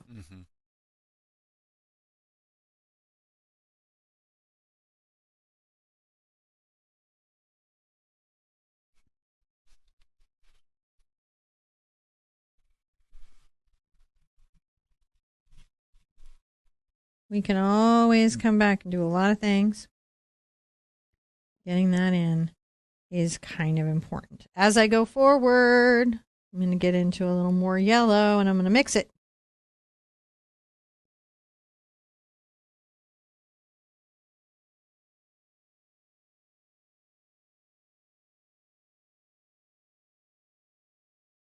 And I'll bring out some really distinctive spike areas, and you'll notice that I'm layering even over this way. You want that.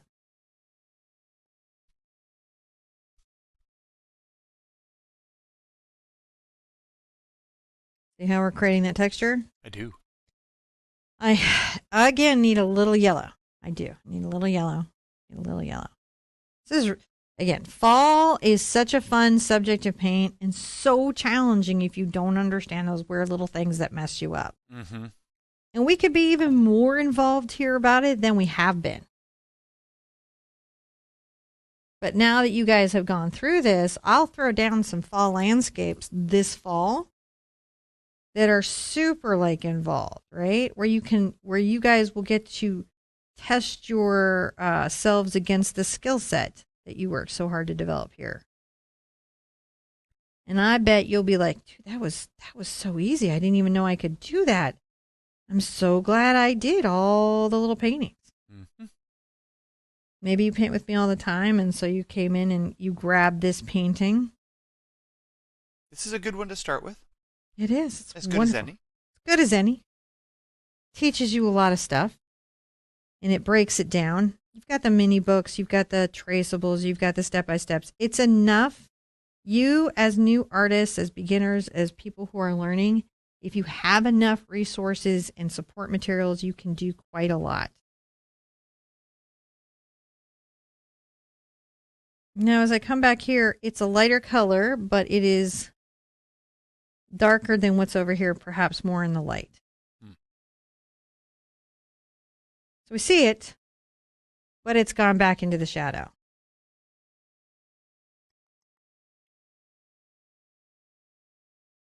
I'm going to take a little of my red over here and get into my yellow.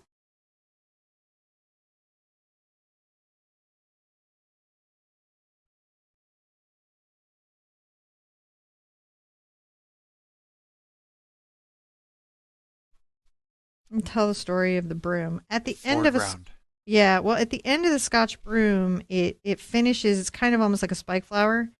It finishes in these bright yellow flowers. You know, so it goes from this really distinctive kind of green into the yellows. And I haven't seen it in another color from yellow when we were in France, when I was in France with my mom. When I was in France with my mom. That sounds so much more like that a psychic told my mom she should go, so she booked a place. That's like literally how I ended up there. And so it's not like we're like, and when we summered in France. No, it's not like that. It's like the psychic told my mom to go. So we rented a gîte and stayed there for several months. And did that a couple times, actually. Like once we had done it once. Mm-hmm. We did it several times. I highly recommend it, especially in weirdly the off season, because you're not dealing with stressed out people who are, you know, just trying to live in their home and have to deal with tourists, because it can be exhausting to deal with tourists. Super exhausting. You're like, people are like, it's such a cute village, and they're like, this is my home and you are parking in my spot. And there's not a lot of spots. And you're sitting there taking pictures. It's not, you know what I mean? You like, when you come in the off time, people are just more like, oh, come over and I'll make some bread and we'll talk. And it's nice to know about you and you're a painter, and that's very cool. So certainly timing it has an effect. Yeah. But also because we got to see some things, you know, everybody sees the lavender, everybody sees the poppies. But by coming in some off season times, we got to see things like Scotch broom. Everywhere, in churches, just everywhere. Everywhere. It's beautiful. It's like clouds of yellow dancing. Let me grab a little bright yellow. And I don't want to take out all of my kind of orange yellow. I have to find moments. Moments. See, I'm finding little moments. And it's in the moments that we find the flower.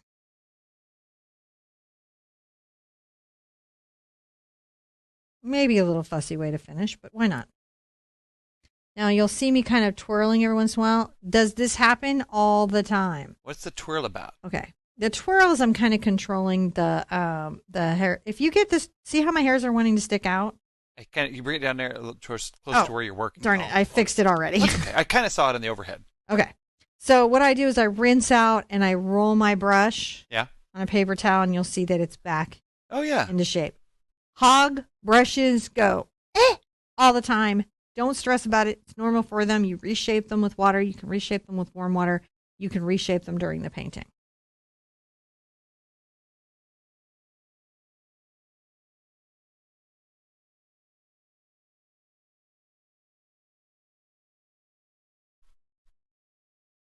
Just a little kiss of that. Isn't that just what? Isn't that just what? Yeah. That's how I felt in France. What? What's this? Flower. Everywhere. All over south of France. So awesome. So awesome. Yeah. And it's just everywhere. Like when I you know, I had not noticed. It's so weird how you don't notice things sometimes where you are. Mm-hmm. And for whatever reason, I hadn't noticed. Wow, that's just come together. Yeah, but here, you know, I started to notice, and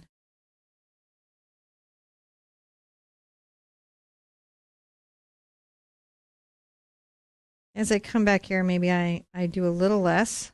right? Mm-hmm. And the reason there's maybe a little less is because it's a little bit in the shade. Oh, yeah. Last touch. A little bit of white and a little bit of yellow. Make a very light yellow, but it still has to be yellow. That's too white.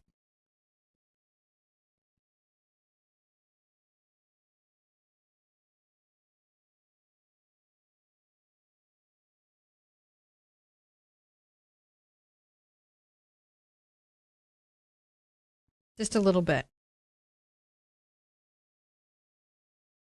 Just a little bit. A little bit. And it'll be perfect.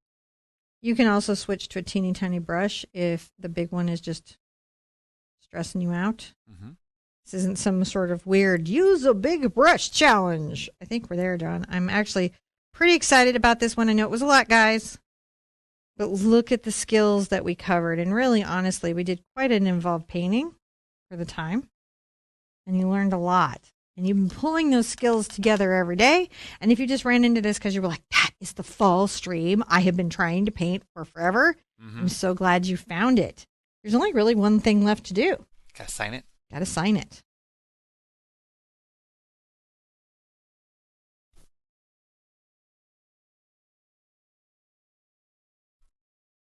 And just sort of finding a color, right, that isn't so bright that all it will do is take over my whole painting.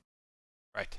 You know, that's what's happening because what you sign with is also part of your composition.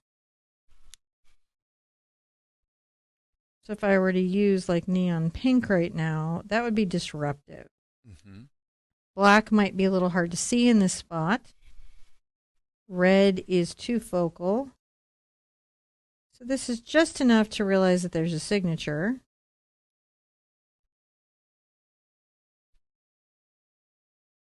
Goodness gracious, guys. That was a lot, I know. That's amazing. But that is our painting, and we rocked that out. Imagine you're going to have a wall of these if you do them all. And so many people do. And here's a tip. A lot of people just do them over the year. They'd make them a weekly. It's okay to do that too because you're still consistently painting. And if you're consistently painting, you're getting better at painting. Nothing I can do will give you more of a gift in growing your art skills than encouraging you to paint all the time. Be good to yourselves. Be good to each other. And I want to see you at an easel really soon. Bye-bye.